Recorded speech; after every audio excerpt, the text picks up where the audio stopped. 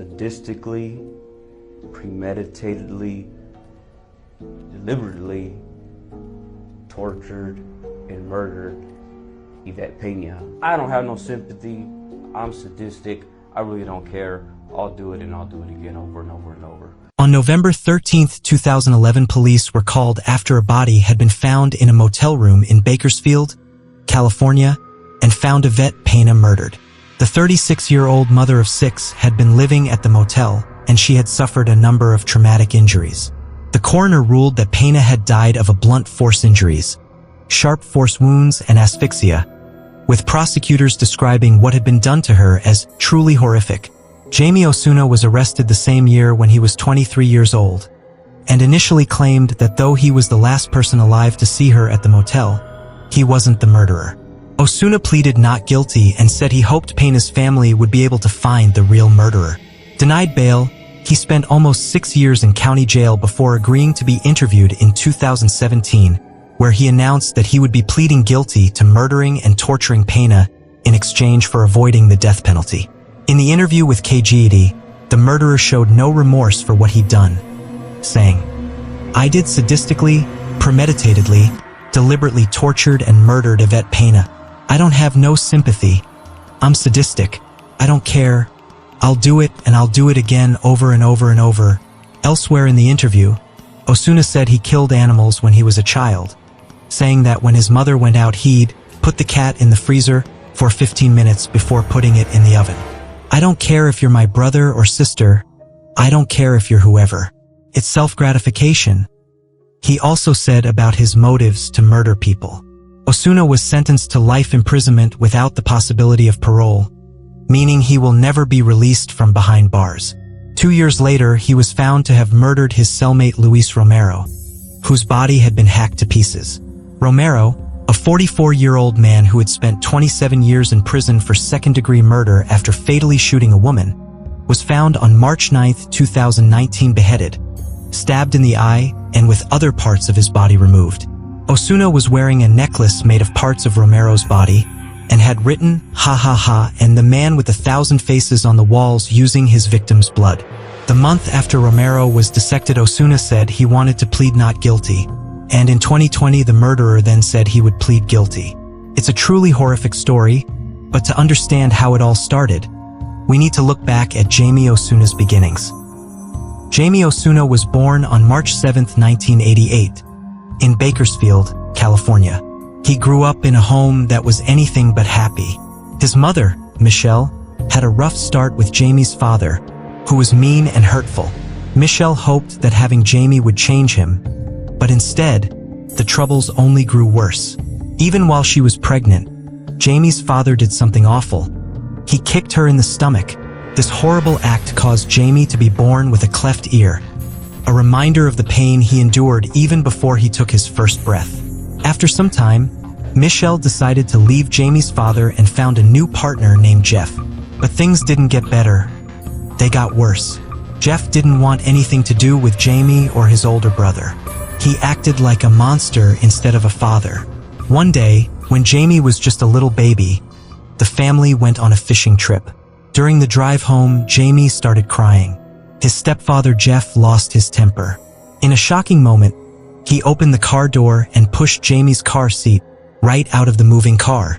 Miraculously, little Jamie survived this horrifying act. The car seat landed upright and, unbelievably, he had no visible injuries. You would think that after such a dangerous incident, Jeff and Jamie's mother, Michelle, would rush him to the hospital. But instead, they decided not to take him for help. It's hard to understand why they wouldn't seek medical attention after such a terrible thing. As Jamie grew older, it became clear that this incident had lasting effects. Doctors later discovered that he had suffered brain damage from being thrown out of the car. This was just the beginning of a life filled with pain and suffering. Jamie wasn't the only one facing Jeff's wrath. His older half-brother also endured abuse. In one frightening episode, Jeff threw a fork at him, causing an injury that left its mark. Eventually, Jamie's half-brother couldn't take it anymore and moved in with their grandparents. He managed to find some stability there, living a relatively normal life away from the chaos. But Jamie was not so lucky. He had to stay with Michelle and Jeff, trapped in an abusive home where love was scarce.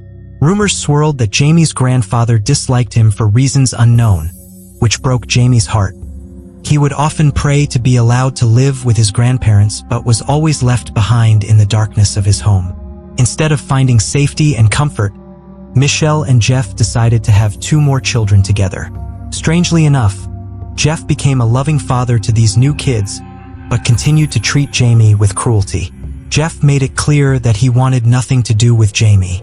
During family dinners, while everyone else enjoyed their meals, Jamie sat at the table with nothing to eat.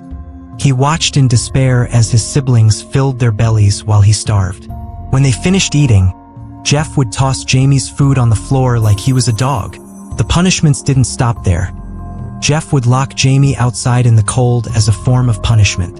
One rainy day, Jeff locked him out without shoes or socks while Jamie banged on the door, crying for help. Instead of letting him in, Jeff just laughed from upstairs, enjoying the torment he inflicted on the helpless boy.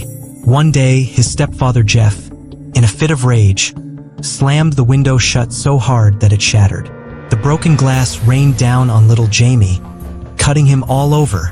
This time, the injuries were serious enough that Jamie had to be taken to the hospital. Can you imagine how scared he must have been? When Jamie was just 5 years old, another horrible incident occurred. He accidentally spilled some juice on the floor, and Jeff lost his temper again. What happened next is so terrible that it made many people cry. Jeff tied Jamie to a tree and whipped him with his belt until blood dripped from his tiny body. Thankfully, Michelle finally stepped in and called 911. But by the time the police arrived, Jeff had untied Jamie. Although the officers could see the marks on Jamie's skin and arrested Jeff for child cruelty, he only pleaded guilty and was back home just days later. It's hard to believe that someone could hurt a child so badly and then be allowed to return to the same house. Jamie must have felt utterly alone and abandoned. His mother didn't stand up for him, and even his grandfather seemed to despise him. Jamie often asked Michelle why she chose Jeff over him, but she never had a good answer. In interviews later, she admitted she was weak and could have done something to stop the abuse but didn't. As time went on, Jamie's life continued to spiral downward. He lived in a world where everyone seemed against him. His mother didn't protect him, and even his uncle threw bricks at him. When Jamie turned 12, he began to realize that what he experienced wasn't normal. He asked his mom again and again why he was being treated this way. Eventually, after much persistence, he moved in with his grandparents. You would hope this would be a fresh start for Jamie, but sadly, it wasn't enough to heal the wounds of his past. Even though he was out of that abusive home, Michelle said Jamie seemed completely detached from everything around him, as if all joy had been drained from his life. The damage done during those early years was too great, emotionally and physically. He even suffered from brain damage due to that terrible incident when he was thrown from the car seat. At 15 years old, Jamie found himself in trouble again when he stabbed another boy and ended up in juvenile detention for 4 years. This time in prison made Michelle finally realize she needed to leave Jeff for good. She escaped from that nightmare of a relationship just as Jeff passed away from a heart attack while Jamie was still locked up. It's important to note that Jeff had also faced abuse as a child. However, that doesn't excuse the horrors he inflicted on Jamie. The cycle of violence continued through generations, leaving behind scars that would last a lifetime. After spending time in prison, Jamie Osuna was released on September 14, 2007, at the age of 19. What happened next in his life is a bit of a mystery. He didn't have a job and was rumored to be involved with gangs. Then, in December 2008, Jamie attended a house party that would change his life forever. This wasn't just any party. It was hosted by a woman named Jane, a 37-year-old single mom celebrating her son's 16th birthday. Jane wanted to be the cool mom, so she provided alcohol for the teenagers at the party, even though many were underage. She was having a great time dancing and enjoying herself when her nephew noticed her dancing with a younger man and didn't like it one bit. In an attempt to protect his aunt, he looked for someone to scare off the young man. That's when he found Jamie. Jamie didn't know Jane or her son but offered to help. However, instead of just scaring the guy away, Jamie grabbed a knife from the kitchen and threatened the young man. In a shocking turn of events, Jamie ended up stabbing him. Fortunately, the injury wasn't serious, but it led to police being called. Jamie was arrested for violating his parole and assault with a deadly weapon. Jane also received a citation for supplying alcohol to minors. This wild encounter marked the beginning of Jamie's relationship with Jane. While it might seem like an unusual way to meet someone, they started writing letters while he was back in prison after the incident. To many people, this would have been a huge red flag, but Jane responded to his letters anyway. As their relationship blossomed through their letters, they grew closer. When Jamie was set to be released again in November 2009, just under a year after that chaotic party, Jane came to pick him up from prison. She was in for quite a surprise. While he had gone into prison without any facial tattoos, he came out with striking designs that included a creepy smile and clown-like features under one eye. When Jamie got into Jane's car, he suggested they go to a motel together. Surprisingly, she agreed. They spent the night together, thinking it might be just a one-time fling. But soon after, Jane discovered she was pregnant. Jamie was thrilled about becoming a father and wanted to step up and be involved in the child's life. He convinced Jane that they should try being together as a family. At first, everything seemed perfect. Jamie was attentive and caring toward her needs during her pregnancy.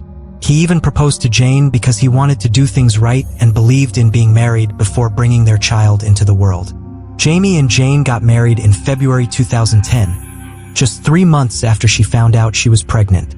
The wedding was small and took place at Jamie's grandmother's house, but soon after, things began to take a dark turn. Jamie, who had once been caring and attentive, started to show his true colors.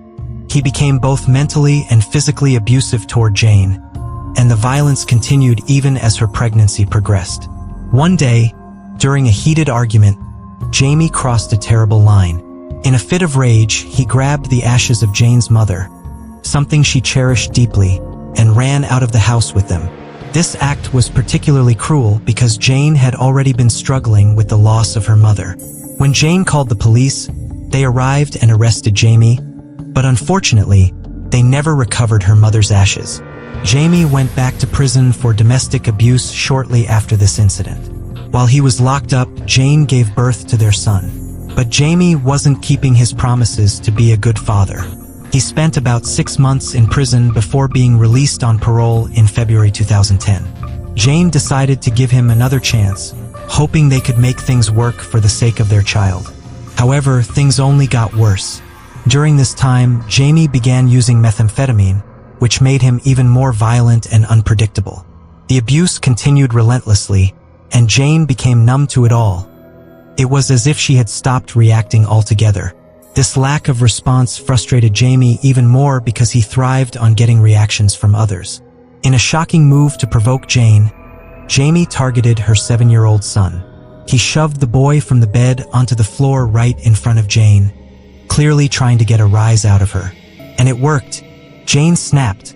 She pulled out a knife on Jamie, finally reaching her breaking point. In that moment, she saw fear in his eyes. He hadn't expected this kind of reaction.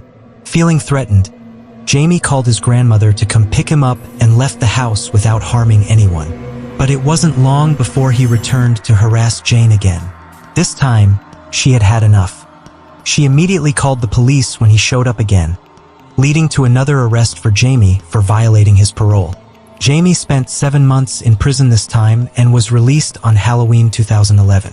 While he was locked up, Jane felt safe for the first time in a long while. But as soon as he got out, he began harassing her again. Jane was terrified. She repeatedly called 911, but every time the police arrived, Jamie was nowhere to be found. There was even a warrant out for his arrest, but the police couldn't catch him. This all happened within just the first week of his release.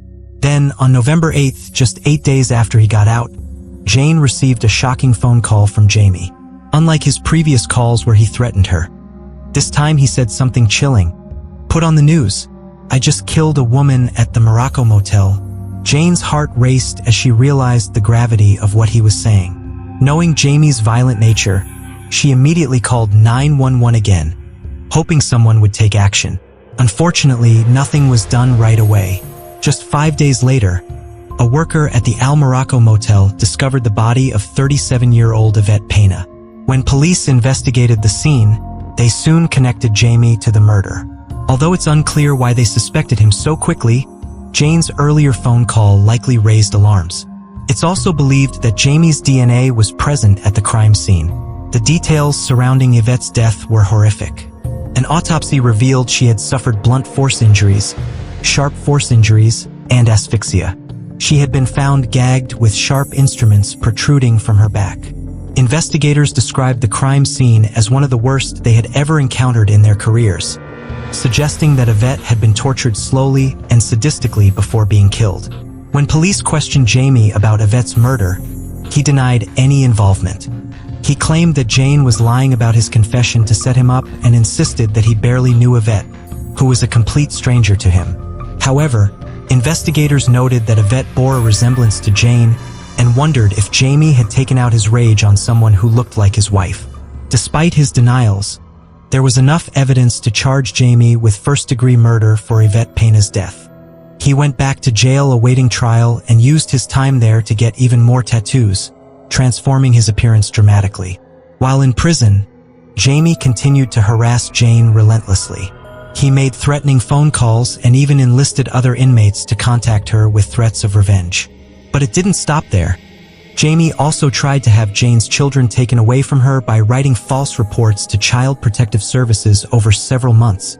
In one particularly disturbing incident, Jane received letters from Jamie written in blood and filled with satanic language signed with pentagrams. One letter contained a smashed-up dead rat. It was unclear how Jamie managed to send such a gruesome gift. Perhaps he had someone on the outside help him, but it only added to Jane's terror. As the situation escalated, it became clear that Jamie Osuna was not just a man with a troubled past. He was becoming a monster whose actions would haunt Jane for years to come. While still in jail, he took things to a horrifying new level.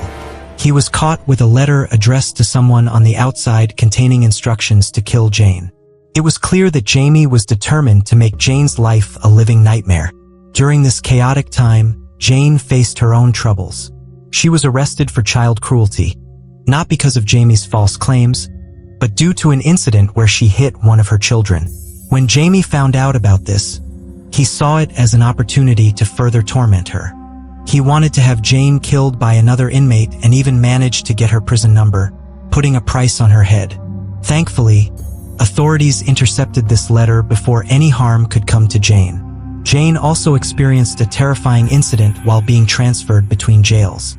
She was placed in a transport van with another inmate when Jamie, held in a separate cell within the same van, instructed the woman to attack her.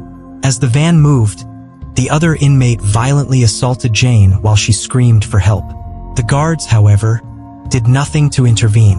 They dismissed her pleas and told her to suck it up. Miraculously, Jane escaped this ordeal mostly unharmed, but it left her shaken and led to a nervous breakdown. Despite all this chaos, Jamie later claimed he wished he had killed Jane that day in the van. Meanwhile, Evette Pena's family was left waiting for justice. They suffered immensely knowing that Evette, a loving mother of 6, had been taken from them far too soon. Evette had faced her own struggles in life but had always been caring and devoted to her family. Her sister was especially heartbroken over the loss. The wait for Evette's murder trial stretched on for 5 long years due to numerous delays and court appearances. Each time they faced Jamie in court, he would taunt them with smiles and waves, showing no remorse for his horrific actions. Despite overwhelming evidence against him, Jamie continued to deny his involvement in Evette's murder. Finally, a trial date was set for March 27, 2017. However, just 3 days before the trial began, Jamie agreed to an interview with a journalist. The plan was for the reporter to question him and possibly catch him slipping up about his guilt. But Jamie didn't wait for the cameras to roll. He boldly declared, "I did it. I'm guilty. I'm sadistic. I really don't care. I'll do it again and again." For 5 years, he had denied his involvement in Evette Pena's murder, but just 3 days before his trial, he admitted to it. The interview continued, with the reporter pushing Jamie for more details. He began to open up about his troubled childhood, revealing the abuse he suffered and how it led him down a dark path. Jamie recounted disturbing tales of animal cruelty from when he was just a child, saying, "Since I was a kid, 8 or 9 years old, I killed animals." He described how he would put a cat in the freezer and then in the oven, horrifying acts that hinted at his deep-seated issues. Jamie also spoke about self-harm, admitting that he started at age 12 because he wanted to feel something, anything, even if it was pain. He explained that this desire for sensation fueled his addiction to violence and ultimately led him to murder. "It's a rush. It's an addiction," he said. "I would rather do that than do drugs or have sex with the most beautiful woman in the world." His words painted a picture of someone who found gratification in chaos and destruction. In an even more shocking twist, Jamie confessed to 2 additional murders before Evette's death, one when he was just 13 years old. When asked about these victims, he hesitated but admitted that one was a 32-year-old woman. The details surrounding these murders remained vague as Jamie expressed reluctance to discuss them. Despite his confessions, Jamie's trial proceeded as planned just 3 days later. However, instead of facing the full consequences of his actions in court, he accepted a plea deal that allowed him to avoid the death penalty by pleading guilty. This decision frustrated prosecutors who had spent over 2 years preparing for the trial and believed Jamie deserved the ultimate punishment for his heinous crimes. The prosecutor stated, "If anyone deserves the death penalty, it's Jamie Osuna." Yet, instead of facing justice for his actions, Jamie was sentenced to life in prison without the possibility of parole. Throughout the sentencing hearing, he smirked and waved at Evette's family, showing no remorse for the pain he had caused them. Once in prison, it became evident that Jamie was far too dangerous to have a cellmate. His violent tendencies continued to manifest during his time behind bars. He had been caught with weapons on multiple occasions and constantly threatened other inmates. In one alarming incident, Jamie managed to sneak into another inmate's cell and attacked him viciously, stabbing him multiple times and causing severe injuries.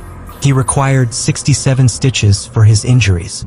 Disturbingly, Jamie requested photographs of the injuries as trophies, wanting to relive the horror he had inflicted. Thankfully, he did not receive these photos, but his actions were a clear indication of his twisted mindset. In prison, Jamie often wrote messages on the walls of his cell using blood. In one shocking incident, he somehow acquired a carton of blood and threw it at a prison guard. His violent outbursts and disturbing behavior led authorities to determine that he was far too dangerous to have a cellmate. However, in March 2019, everything changed when Jamie was assigned a cellmate named Luis Romero. Luis was a 44-year-old man who had spent 27 years in prison for second-degree murder. He was nearing the end of his sentence and was eligible for parole. But just 24 hours after being placed in the same cell as Jamie, Luis was found dead. The scene was horrific. Jamie had crafted a weapon from a razor and string, which he used to brutally attack Luis. He cut off one of Luis's fingers, gouged out his eyes, removed part of his ribs, and even decapitated him. To add to the gruesome display, Jamie carved a Joker-like smile onto Luis's face and wore a necklace made from his body parts. On the wall of the cell, Jamie wrote in blood, "I am the man with 1,000 faces." The details surrounding this murder were so shocking that they left investigators reeling. It raised serious questions about how such an atrocity could happen in a prison that was supposed to be monitored closely. Reports indicated that checks were supposed to occur every 30 minutes. Yet the murder took much longer than that. Rumors circulated that this incident may have been set up, either for Jamie to attack Luis or vice versa. Corcoran Prison, where Jamie Osuna was incarcerated, had a notorious reputation for violence and corruption. One of the most shocking revelations about the prison was that guards would actually set up fights between inmates, gladiator style, and take bets on the outcomes. These fights were organized like events, complete with a ringside announcer, making it a spectacle for the guards. Worse still, there were reports that during these staged fights, guards would use the chaos as an excuse to shoot inmates. Over 5 years, 50 inmates were shot by prison guards, with 7 of them dying from their injuries. This brutal culture extended to placing certain inmates in cells with others for the purpose of setting up fights, similar to what happened with Jamie and his cellmate Luis Romero. Inmates with notorious nicknames, like the Booty Bandit, were deliberately placed in cells with other prisoners as punishment. This culture of violence and exploitation seemed to go unchecked, as no guards faced consequences for their actions. When Jamie was put in a cell with Luis Romero, many speculated that this could have been a setup. Just 24 hours after they were placed together, Luis was found dead in their cell. Reports later indicated that prison guards falsely claimed they had conducted welfare checks on Luis and Jamie's cell after the murder. An investigation revealed that 2 officers lied about seeing Luis alive during nighttime checks, despite a sheet blocking the view into the cell. Jamie had hung a white bed sheet over the cell door, which should have raised immediate red flags for the guards. The fact that they failed to check on the inmates for hours allowed Jamie to commit his horrific crime without interference. There are several signs that suggest Jamie Osuna was indeed inspired by the Joker. His infamous smile and the tattoos around his eyes were designed to make him look more like a clown. In fact, he would even cut into his smile tattoo to enhance its resemblance to the Joker's grin. After murdering Luis Romero, Jamie went so far as to carve a smile into Luis's face. He also wrote a letter to the district attorney while in prison, enclosing a photo of the DA with a drawn-on smile. Similar to what the Joker does in The Dark Knight, he signed the letter with the phrase, "Why so serious?" Jamie's obsession with the Joker extended to messages he wrote on the walls of his cell, quoting lines from Batman comics. This raises questions about whether his actions were merely coincidental or if he truly drew inspiration from the character. Jamie seemed to enjoy playing games with people, often keeping his true intentions hidden. There are notable similarities between Jamie and the Joker. Both are ruthless and cold, killing without remorse. Jamie displayed a resourcefulness reminiscent of the Joker's cunning nature. However, when it comes to the 2 additional murders Jamie claimed to have committed, skepticism arises. While he provided details such as the approximate ages of his victims and when and where these murders occurred, there has been no evidence found to support these claims. If he had truly committed those murders, it seems likely that law enforcement would have linked him to them by now. Some speculate that Jamie fabricated these additional murders to enhance his notorious reputation and appear more intimidating in prison. Standing at only 5'6" tall, Jamie was smaller than many inmates in Corcoran Prison, which has a fearsome reputation. It's not far-fetched to think he might have exaggerated his past to avoid being seen as weak among larger inmates. Interestingly, Jamie's half-brother, who escaped their abusive home life and went to live with their grandparents, became a successful businessman with a loving family and a nice home. This stark contrast raises questions about what Jamie's life could have been like had he also been saved from abuse. As for Jamie's future, there may still be a trial for Luis's murder on the horizon. However, in 2021, Jamie was deemed mentally incompetent to stand trial for this case, meaning he cannot face justice until he is considered mentally fit again. The question remains, what truly drives Jamie Osuna? Is it rooted in his childhood trauma and brain injury from when he was thrown from a moving car? Or did it stem from deeper issues related to his upbringing? Perhaps it is simply pure evil manifesting itself in horrific ways. His claims of being a Satanist, evidenced by pentagram tattoos, add another layer of complexity. However, many believe he uses this persona for dramatic effect rather than genuine belief. Tied her hands. Found a sticky plaster. Put the plaster over her mouth. Put that pillowcase or whatever it was, like cushion cover over her head. Put her into the sleeping bag.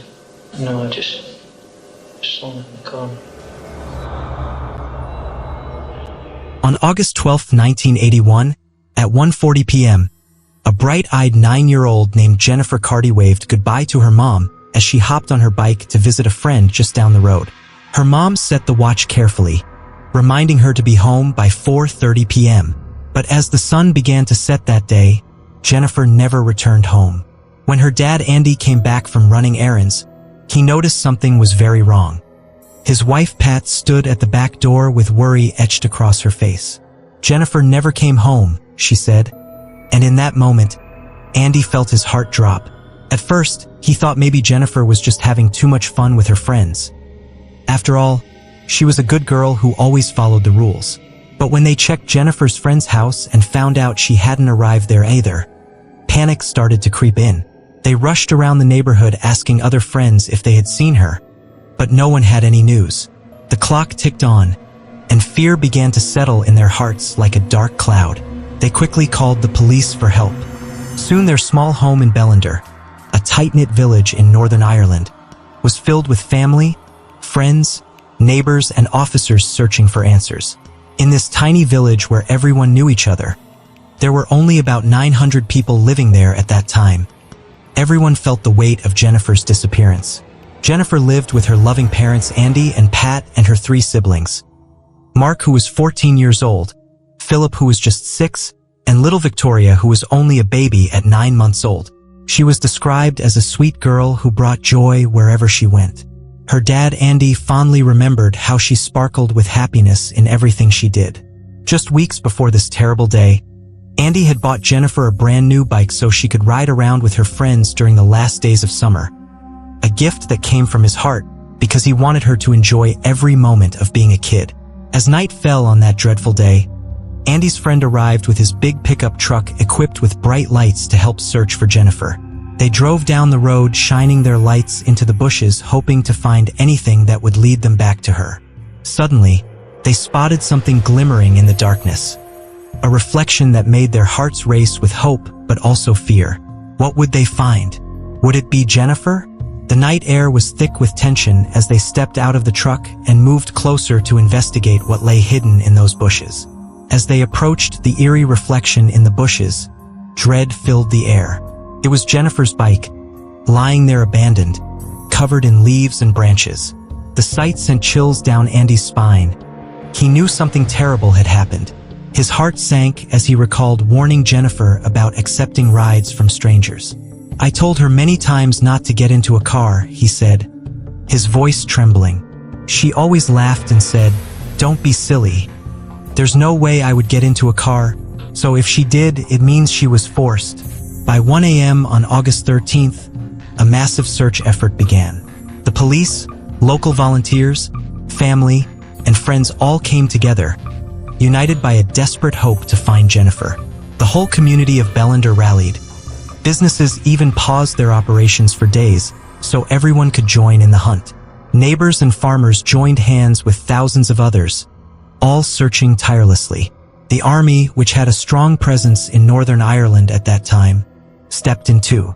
They brought in personnel, vehicles, and helicopters to assist in the search. Divers plunged into lakes while loudspeakers blared through the streets, asking everyone, "Have you seen Jennifer Cardy?" Roads were blocked off, and motorists were questioned as part of this extensive search effort. But despite all these brave attempts to find her, there were no signs of Jennifer, no clues or leads to follow. The images of so many people coming together for this little girl and her family are haunting. The community showed incredible strength and compassion as they searched for Jennifer. Her family made heartfelt pleas to the public. "Nobody knows what it's like to lose your own daughter. Just give her back to us. That's all we want. We don't care about punishments. We just want our daughter back." Each day without news brought a flicker of hope. Yet with every sunset, that hope seemed to dim. On August 18th, 6 agonizing days after Jennifer vanished, 2 men headed to McKee's Dam for a duck shooting trip. As they walked near the dam, they noticed something floating that looked like a coat. Knowing about Jennifer's disappearance, they rushed to inform the police. When officers arrived and investigated further, their hearts shattered as they discovered it was Jennifer's lifeless body. Andy bravely went to the morgue to identify her body alone. He wanted to spare Pat the trauma of that moment. As he unzipped the body bag, he saw signs that she had been in the water for 6 long days. At first, he struggled to recognize her. But when they fully opened the bag and he saw her shoes, the very ones she wore when she left home, his heart broke completely. He collapsed under the weight of his grief. At Jennifer's funeral, Reverend William Bay delivered a touching tribute. She was a lively and bright little girl, very well-mannered and behaved. She seemed like an ideal daughter and was truly a gem of a person. The funeral procession was heart-wrenching. Hundreds from the community gathered to pay their respects. The sight of such a tiny coffin left everyone speechless and filled with sorrow. The investigation kicked off immediately after this tragic discovery. An autopsy revealed that Jennifer had drowned but also showed signs of strangulation and sexual abuse. A horrifying truth that shattered her family and community. The clock had stopped at 5:40 p.m. on August 12th, the exact moment when Jennifer was believed to have been placed into McKee's Dam. Her mother, Pat, had set that watch before Jennifer left home at 1:40 p.m., so they had a clear timeline of events. But despite knowing this, the police were left with no leads, no evidence, and no suspects. They stopped every car that passed by the dam, asking drivers if they had seen anything unusual on that fateful day, but their efforts yielded nothing new. With so much chaos happening across the country at the time, the police were stretched thin. New cases were piling up, and without any solid evidence in Jennifer's case, it began to grow cold. Meanwhile, in the UK, a series of similar abductions was taking place. Authorities feared they were dealing with a serial killer. On July 30th, 1982, tragedy struck again when 11-year-old Susan Maxwell was abducted from her home in Cornhill-on-Tweed, right on the border between England and Scotland. Susan lived with her parents, Liz and Forbes Maxwell, who were both journalists. She also had a sister named Jacqueline and a little brother named Tom, who was just 3 years old at the time. That day was special for Susan because it was the first time she was allowed to walk home alone from tennis practice. When Susan didn't come home as expected, her mother Liz grew worried. She quickly gathered her other 2 children and drove to the tennis center, thinking maybe Susan had just missed her ride. But when they arrived, the instructor told them that Susan had already left for home. Panic set in as Liz realized something was very wrong. She immediately contacted the police to report her daughter missing. What followed was a massive manhunt for Susan. Police officers joined forces with hundreds of local volunteers, friends and family who wanted to help find the little girl. They even brought in police dogs to search for any trace of her. Knowing how crucial media coverage could be, Liz and Forbes held a press conference pleading for anyone with information to come forward. "We would give anything we have just to have her back," Liz cried out. "Please let us have her back." Each day without news felt like an eternity. Liz would wake up hoping today would be the day they received good news. The search for Susan intensified as more than 300 officers were assigned full-time to the case. They meticulously searched every home in Cornhill and Coldstream one by one and scoured over 80 square miles of land looking for clues. Witnesses reported seeing a white van in the area around the time of her disappearance. Others claimed they saw Susan crossing a bridge over the River Tweed at around 4:30 p.m. Shortly after that sighting, a van drove by, and then she vanished. On August 6th, 7 days after Susan's disappearance, the police aired a televised reconstruction of what happened that day. A 12-year-old girl dressed like Susan carried a tennis racket and ball as she crossed the same bridge in an effort to jog memories of anyone who might have seen something. As time went on, desperation grew. On August 12th, 13 days after Susan went missing, Liz Maxwell made another heartfelt radio appeal for information about her daughter's whereabouts. Tragically, as she spoke on air, Susan's body was discovered by a lorry driver parked off a main road in Uttoxeter, Staffordshire, about 250 miles from where she had been taken. Her body was hidden under brush and debris. Disturbingly, her shoes and underwear were missing. Her underwear had been folded neatly and placed under her head, a sign of horrific abuse. Due to how decomposed her body was, investigators couldn't determine an exact cause of death, but believed she had died shortly after being abducted. They knew she had been bound and gagged. After the heartbreaking discovery of Susan Maxwell's body, 50 officers were sent to scour the area where she was found, searching for any clues, perhaps her tennis racket or anything else that could lead them to her abductor. But there was nothing. The investigation faced a daunting challenge due to the lack of forensic evidence, which made it incredibly difficult to piece together what had happened. Compounding the issue was the vast distance between where Susan was abducted and where her body was discovered. 3 separate police forces were involved in the case: Lothian and Borders, Umbria, and Staffordshire. While having multiple teams might sound helpful, it actually complicated matters. At that time, they relied on outdated methods for investigations, using index cards to track leads and information. Nothing had been updated in over 100 years. There was no computerized system in place. They were literally writing everything down on cards and filing them away. This made collaboration between the different police forces a real struggle. Then, on July 8, 1983, tragedy struck again when 5-year-old Caroline Hogg was abducted. It was a warm, sunny day, and Caroline had just spent the afternoon at a friend's party. She lived with her parents, Annette and John Hogg, on Beach Lane in Portobello, Edinburgh, just a short walk from the promenade. Excited to play outside a little longer, Caroline told her parents she would head to the promenade and promised to return soon. However, when 7:15 p.m. came around and Caroline hadn't returned home, Annette went out to call for her but couldn't find her anywhere. Panic set in when they encountered a little boy who claimed he had seen Caroline with an older man. Without wasting any time, Annette and John contacted the police to report their daughter missing. A massive search effort began immediately. The press conference held by Caroline's parents was heart-wrenching.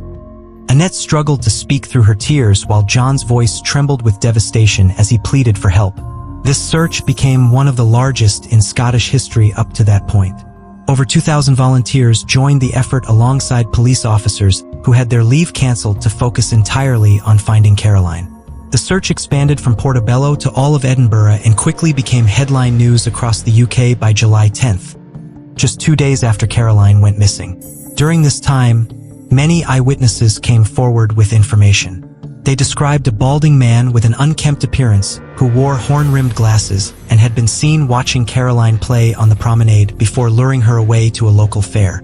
A local artist created a sketch of this man based on witness descriptions in hopes of jogging more memories from anyone who might have seen something. One 14-year-old girl reported seeing Caroline sitting on a bench talking to this man. She overheard Caroline say, "Yes, please," in response to something he asked her. They walked hand in hand toward the fair together. At the fairground, witnesses saw this man pay for Caroline to ride on a carousel while he watched her from nearby. Another witness later reported seeing Caroline leave the fair with him around 7:30 p.m. and noted that she appeared scared. Given this alarming description and the clear evidence of abduction, police began investigating known sex offenders in Portobello who fit the profile of this man. They identified 9 potential suspects who were in the area at that time but eliminated each one after questioning. Tragically, 10 days after Caroline's disappearance, on July 18th, her naked body was found in a ditch off a busy road near Twycross in Leicestershire. This location was about 310 miles from where she had gone missing, but only 24 miles from where Susan Maxwell's body had been discovered less than a year earlier. Due to decomposition, authorities couldn't determine an exact cause of death or when she had died. However, they used insect activity found on her body to estimate that she had likely been placed there around July 12th. After discovering Caroline Hogg's body, investigators quickly established a connection between her murder and that of Susan Maxwell. Senior police officers from Staffordshire and Leicestershire held a conference and unanimously agreed that both girls had likely been murdered by the same person. The similarities were chilling. Both girls were found far from their abduction sites. Both were wearing white ankle socks. Both had likely been sexually abused. Both had been tied up, and both were abducted on Fridays. Led police to believe that their murderer was likely a lorry driver or someone who traveled frequently for work, a delivery driver or salesperson. This theory suggested that the killer was an opportunistic predator who followed a specific delivery route on Fridays, allowing him to spot the girls and commit these terrible crimes. In March 1984, with no new leads in either case, police decided to take action by televising a reconstruction of Caroline's abduction. A 4-year-old girl, the daughter of one of the officers involved in the case, dressed just like Caroline and retraced her steps on the night she disappeared, hoping to jog the memories of any potential witnesses. Caroline's parents also made another public appeal during this time. Her father, John, expressed their despair. "You think it can never happen to you, but it has proven time and time again that it can. Could happen again if this man isn't caught soon. Bring her back. Whoever has her. If anybody knows anything at all, please let the police know. as these two cases became linked, for police forces were now working on them simultaneously. However, the outdated system they were using made coordination difficult. Susan Maxwell's case alone had generated over 500,000 index cards. To tackle this overwhelming amount of information, Hector Clark, the Assistant Chief Constable of Northumbria Police, took charge of coordinating the investigations. He visited Lothian and Borders Police, who had recently acquired a computer system for crime recording.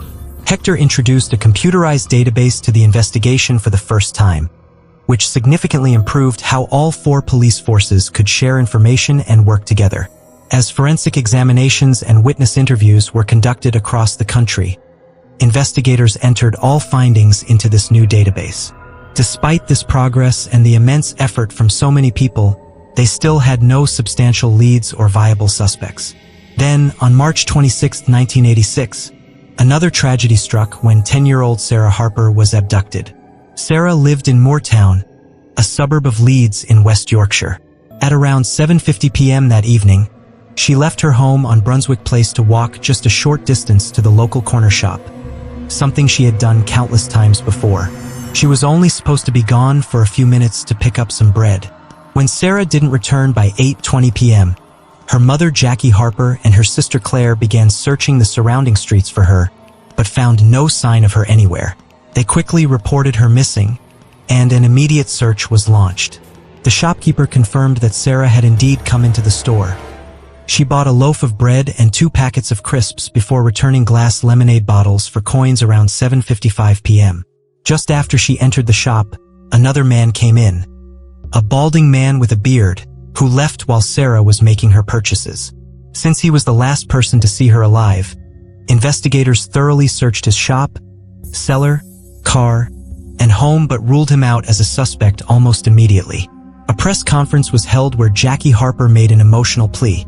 "The only person that can help us is the person that's taken her. To bring her back or let us know where she is. Anything, any phone number. Just pick up the phone." Jackie also shared her fears with reporters. She believed that Sarah might already be dead. The uncertainty was tormenting for their family. During the search for Sarah, investigators turned Moortown upside down. Over 100 police officers were assigned full-time to the case alongside more than 200 volunteers who joined in to help search for Sarah. They combed through every street and checked every grate, park, backyard, garden shed, every possible hiding place they could think of. In total, they searched over 3,000 properties and interviewed more than 1,400 witnesses while distributing over 10,000 leaflets in hopes of finding any clue that could lead them to Sarah. The investigation into Sarah Harper's disappearance took a critical turn when police dispatched a telex, an old telecommunication service similar to a fax machine, to police forces nationwide. 2 girls came forward, claiming they had seen Sarah turn down an alleyway in the direction of her home. Other witnesses reported seeing a white Ford Transit van in the area where Sarah had been abducted, and 2 suspicious men were noted loitering near her route to the local shop. On April 19, 1986, a man discovered Sarah's body floating in the River Trent, about 70 miles away from where she had been taken in Morley. Her body was found partially clothed, bound, and gagged. The autopsy revealed that Sarah had drowned and had likely been murdered between 5 and 8 hours after her abduction. She had been in the water for approximately 3 weeks, showing bruises all over her body and injuries to her head, indicating she had been rendered unconscious before being thrown into the river. Disturbingly, it was also determined that she had suffered sexual abuse severe enough to cause internal injuries. After Sarah's body was found, another male witness came forward with crucial information.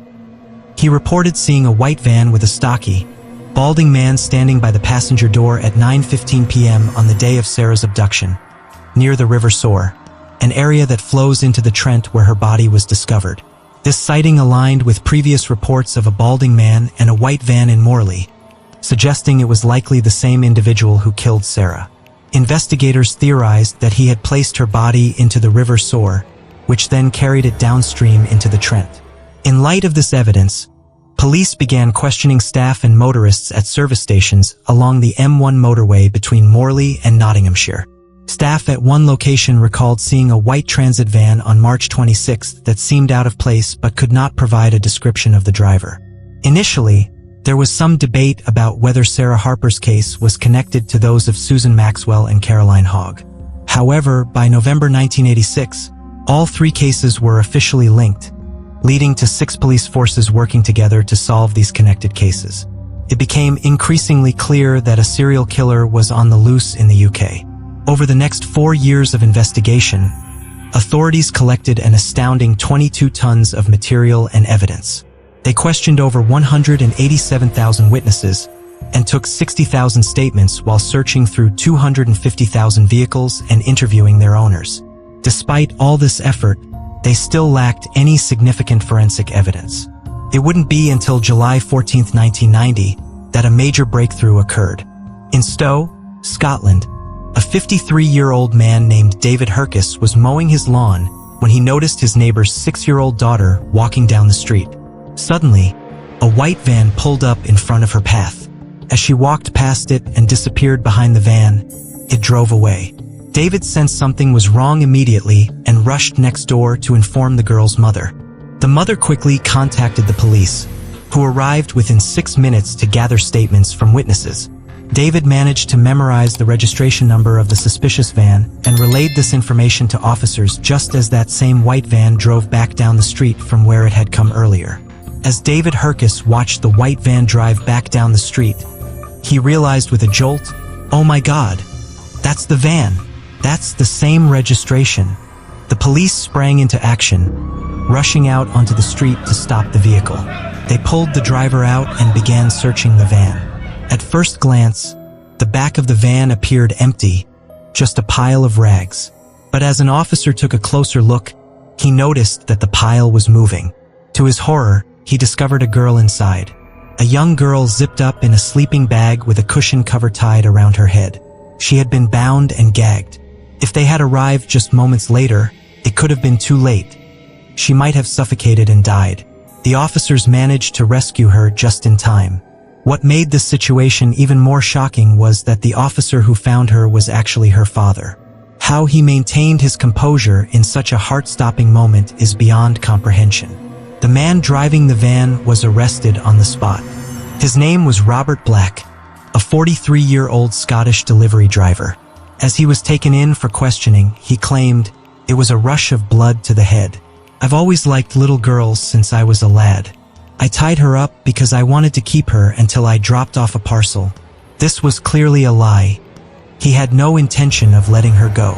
During questioning, Black also stated that he had only mildly sexually assaulted her because he didn't have time to do anything more serious. Authorities conducted a thorough search of his van and found disturbing items: restraining devices like ropes and sticking plaster, hoods, children's clothing, mattresses, and much more. They also searched his lodgings and uncovered an alarming amount of child pornography, magazines, books, videos, and photographs, including 58 videos depicting graphic sexual abuse of children. Among his possessions were various items of children's clothing and several pairs of spectacles. On August 10, 1990, just weeks after his arrest, Robert Black stood trial for the abduction of the young girl in Stowe. It was a swift one-day trial where he was convicted at the High Court of Edinburgh and sentenced to life in prison. Detectives working on the cases of Susan Maxwell, Sarah Harper, and Caroline Hogg began to suspect that Black might be responsible for these murders as well.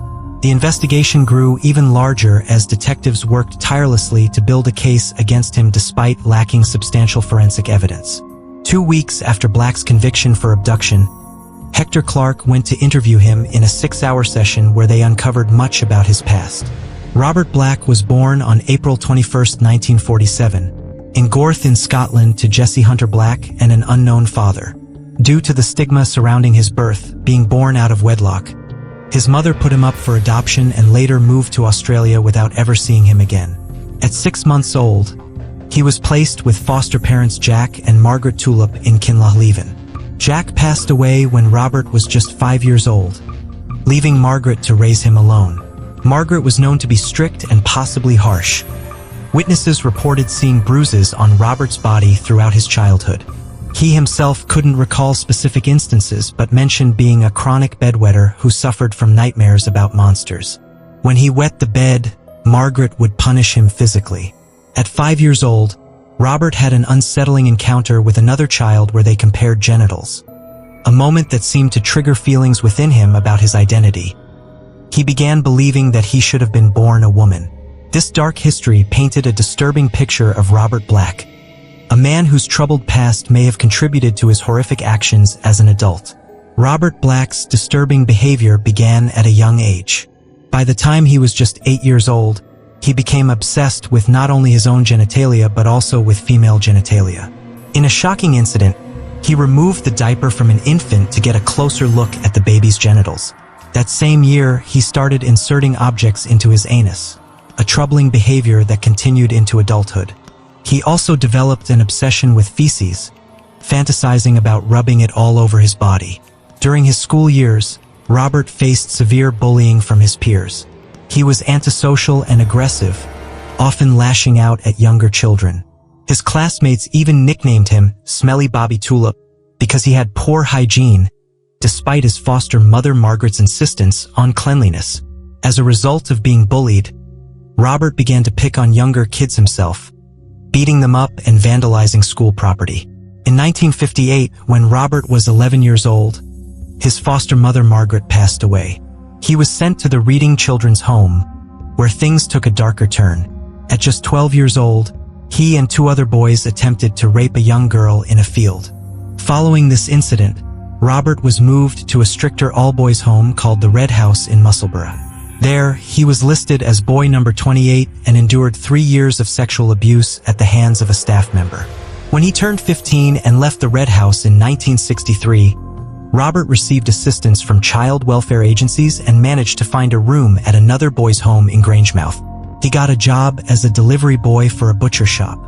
During this time, he used his delivery route as an opportunity to molest 30 to 40 young girls. His criminal behavior escalated until one fateful day when he saw a 7-year-old girl playing alone in a park. He lured her to an air raid shelter by claiming there were kittens inside. Once there, he strangled her until she lost consciousness and then sexually assaulted her unconscious body. The next day, her parents discovered what had happened and immediately contacted the police. Robert was arrested and charged with lewd and libidinous behavior. After undergoing a psychiatric examination, authorities concluded that this incident was likely an isolated occurrence and that he posed little risk of reoffending. Shockingly, he received only a verbal warning and was released back into society. Following his release, Robert moved to Gorth and rented a room from an elderly couple. He found work at a builder supply company and even managed to get a girlfriend for a brief period. However, when he proposed to her after dating for several months, she broke off the relationship. In 1966, his landlords discovered that he had been molesting their 9-year-old granddaughter during her visits. Rather than report him to the police, fearing further trauma for the girl, they chose to evict him instead. Shortly after losing his home and job, Robert returned to Kinlochleven and rented a room from another couple who had a 6-year-old daughter. Within a year, they reported him to the police for repeatedly molesting their daughter. In 1967, Robert pleaded guilty to 3 counts of indecent assault and received a 1-year sentence in a youth detention center. After serving 6 months of that sentence, he moved to London in September 1968 and settled near King's Cross Station. For the next 2 years in London, Robert held various jobs, including one as a lifeguard at a swimming pool in Hornsey. However, he was fired from this position after molesting one of the young girls who used the pool, yet again without any charges being brought against him. After moving to London, Robert Black's dark path took an even more sinister turn. He began collecting child pornography and taking photographs of young girls, primarily between the ages of 8 and 12. In a deeply disturbing development, he also started dressing in girls' clothing. In 1972, he rented an attic room from a Scottish couple, Edward and Kathy Rayon. They described him as a fine tenant, somewhat reclusive but without any issues aside from his poor hygiene. He lived with them until his arrest in 1990. In the mid-1970s, Robert purchased a white Ford van, which allowed him to work as a driver, a job he was obsessed with. It provided him the perfect cover to scout for young girls, similar to when he had worked as a delivery boy for a butcher.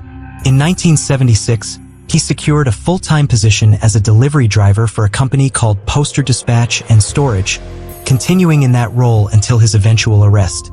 The investigation into Robert Black for the murders of Susan Maxwell, Sarah Harper, and Caroline Hogg was extensive and complex. Since the case relied heavily on circumstantial evidence, detectives needed to build a solid case against him without any forensic proof linking him directly to the crimes. They meticulously examined his receipts, delivery routes, wages, and the dates he was in specific locations to confirm his presence at the times of the abductions and murders. Fortunately for investigators, Black's employer kept detailed records. They obtained his wage information, delivery route details, and petrol card receipts, which documented every fuel purchase for his van. By connecting these elements, they were able to place Robert Black in Portobello, Coldstream, and Morley at the relevant times of each crime. They also pinpointed him at the locations where the victims' bodies had been dumped. Detective Inspector Roger A., who worked at the Portobello police station, described Black as a heat-seeking missile, always on the lookout for young girls. When he locked onto a target, he said, "That was it. Whether working or not, Black was fixated on young female children." By December 1990, investigators felt they had enough circumstantial evidence to take him to trial. They believed they could prove beyond a reasonable doubt that he was responsible for each of these murders based solely on circumstantial evidence. However, many pretrial hearings were necessary due to this reliance on circumstantial evidence. Finally, on April 13, 1994, Robert Black's trial began for the murders of Susan Maxwell, Caroline Hogg, and Sarah Harper. He faced 10 charges, 3 counts of kidnapping, 3 counts of murder, attempted kidnapping, and preventing the lawful burial of a body. Black pleaded not guilty to all charges. During the trial, the prosecution presented similar fact evidence, linking these 3 cases by demonstrating that they shared enough similarities to suggest they were committed by the same person. They highlighted all the connections between the murders and provided evidence of Black's attempted kidnapping of another girl named Teresa Thornhill in 1988. On April 23rd of that year, Teresa had been walking down the street when she was grabbed from behind by a man, Robert Black. Thankfully, she fought back and managed to escape. When she got home, she described her attacker as a balding man in his late 40s who looked dirty. Although Teresa was grateful to have escaped physically unharmed, she struggled with survivor's guilt, wondering why she had been lucky enough to get away while others had not. As the trial progressed towards its conclusion, tension filled the courtroom during jury deliberations. The first verdict would be crucial. If they found him not guilty on any charge, it could jeopardize all other charges due to their reliance on similar fact evidence. On May 19, 1994, after much anticipation and anxiety in the courtroom, the jury returned with their verdict. Robert Black was found guilty on all 10 charges. He was convicted of 3 counts of kidnapping and murder, each for Susan Maxwell, Caroline Hogg, and Sarah Harper, additionally charged with 1 count of attempted abduction related to Teresa Thornhill.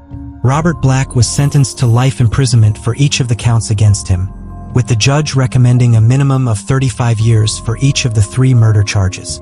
However, these life sentences were to be served concurrently, which has always puzzled many. If the crimes were severe enough to warrant 3 life sentences, why allow him any chance of release? It seemed clear that there was no hope for rehabilitation for someone like Black. He posed a continual threat to society. As he was being taken out of the courtroom, he passed by the officers who had worked hard to bring him to justice. Looking up at them, he casually remarked, "Well done, boys," before lowering his head and continuing down the stairs. He was then transported to Wakefield Prison. At this time, the case of Jennifer Cardy had not yet been linked to Robert Black. It wasn't until 2002 that Detective Chief Inspector Raymond Murray reopened the investigation into Jennifer's murder. He had just been promoted from inspector that year when this cold case came to his attention, 21 years after Jennifer's tragic death.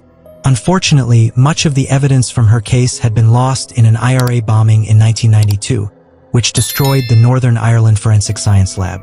Detective Murray requested every piece of evidence from the Robert Black investigation across the UK. This was a monumental task, as it involved an 8-year investigation conducted by 6 different police forces. The evidence had to be transported in an articulated lorry and required an entire room set aside just for its storage. The evidence arrived in large plastic tubs, each labeled and filled with documents and materials from the investigation. The detectives meticulously went through these boxes one by one, searching for anything that could prove Robert Black was in Northern Ireland on August 12, 1981, the day Jennifer disappeared. The process was fascinating and showcased impressive police work similar to how they had previously linked Black to other cases involving Susan Maxwell, Caroline Hogg, and Sarah Harper. They began by examining his invoices, petrol receipts, delivery runs, and wage records. Through this analysis, they determined that Robert Black had completed an island delivery run during the week of August 12, 1981. His employer, PDS, Poster Dispatch and Storage, paid drivers a weekly wage along with bonuses based on their runs. Robert received a £50 bonus that week, indicating he had indeed done the island run. To confirm that he was specifically in Northern Ireland at that time, investigators looked into regulations from 1981 regarding crossing the border into the Republic of Ireland. They discovered that drivers needed what was called green flag insurance to operate a van there. Robert did not have this insurance, meaning he could only have been working within Northern Ireland. Further investigation revealed that drivers on this particular route would pass through key areas like Belfast, Dungannon, and Newry.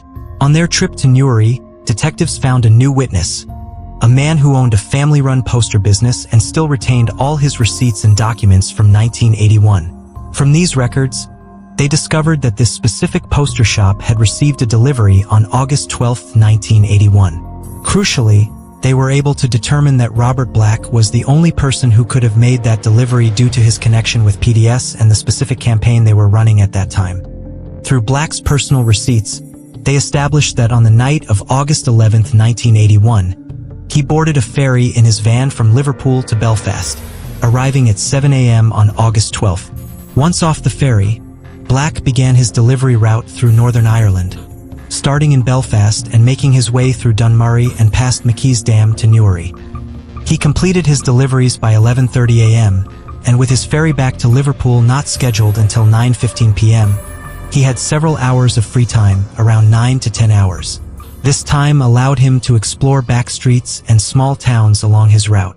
At approximately 1:40 p.m. on August 12, 1981, he drove past Jennifer Cardy as she rode her bike to her friend's house.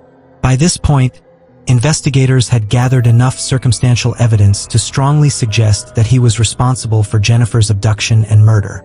However, they wanted to secure a confession from him. It took over a year for detectives to prepare for this crucial interview.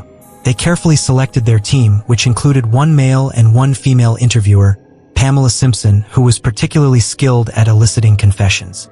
The interview began on May 16, 2005, and spanned 3 days, requiring 21 separate audio tapes to record their discussions. At the start of the interview, Pamela addressed Robert directly. "There are a number of issues we would like to talk about. Are you happy enough with that?" He replied casually, "Carry on then. We'll see how it goes." He then noted an oddity in the process. "Why is it that when I'm being interviewed by a male and female officer, it's always the female who talks about these things?" As the interview progressed, Robert began to connect with Pamela and opened up more. At one point, he admitted that he had been in Northern Ireland on August 12, 1981, a significant acknowledgement for the investigation. He confessed, "I'm not exactly proud of how I feel towards young girls. There's a part of me that knows it's wrong, but another part likes it."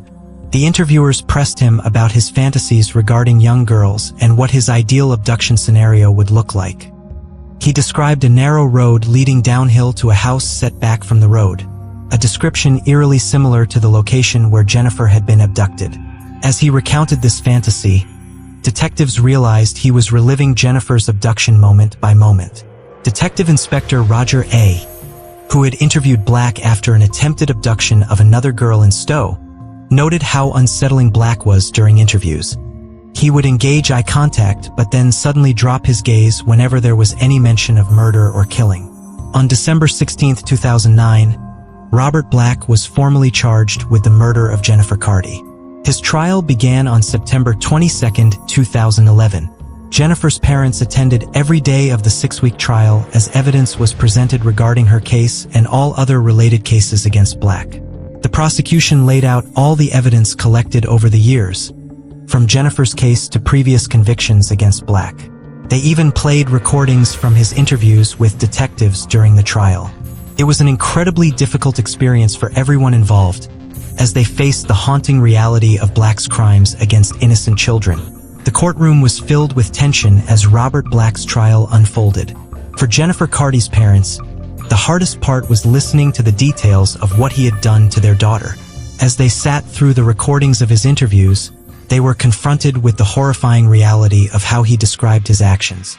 Jennifer's father, Andy, expressed his anguish, saying, "It was the most horrendous part of the entire trial.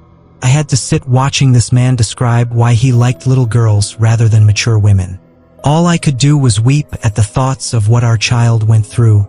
On October 27, 2011, Robert Black was found guilty of Jennifer Cardy's abduction, sexual assault, and murder. The judge imposed another life sentence, setting a minimum term of 25 years before he could be considered for release. However, many felt that he should never be released at all. The idea that he might ever walk free was unfathomable to those who understood the extent of his crimes. After the verdict was read, Andy and the Cardy family faced the press. He said, "We have had to endure and listen to how Robert Black kidnapped and sexually abused our daughter and our children's sister. It has been absolutely horrendous. We heard things that were not even in our imagination." He reflected on how they had avoided thinking about Jennifer's last moments for so long, only to be confronted with the brutal reality during the trial. Andy continued, "Robert Black stole the life of our daughter Jennifer, but he didn't steal our lives as a family. We've lived a happy, prosperous life, but we miss Jennifer every single day." He later recounted a touching moment after speaking to the press, when he thanked the court clerk for her support. She told him it was the first time she had seen everyone in the courtroom: prosecution, defense, jury, and police, crying together due to the overwhelming emotions surrounding the case.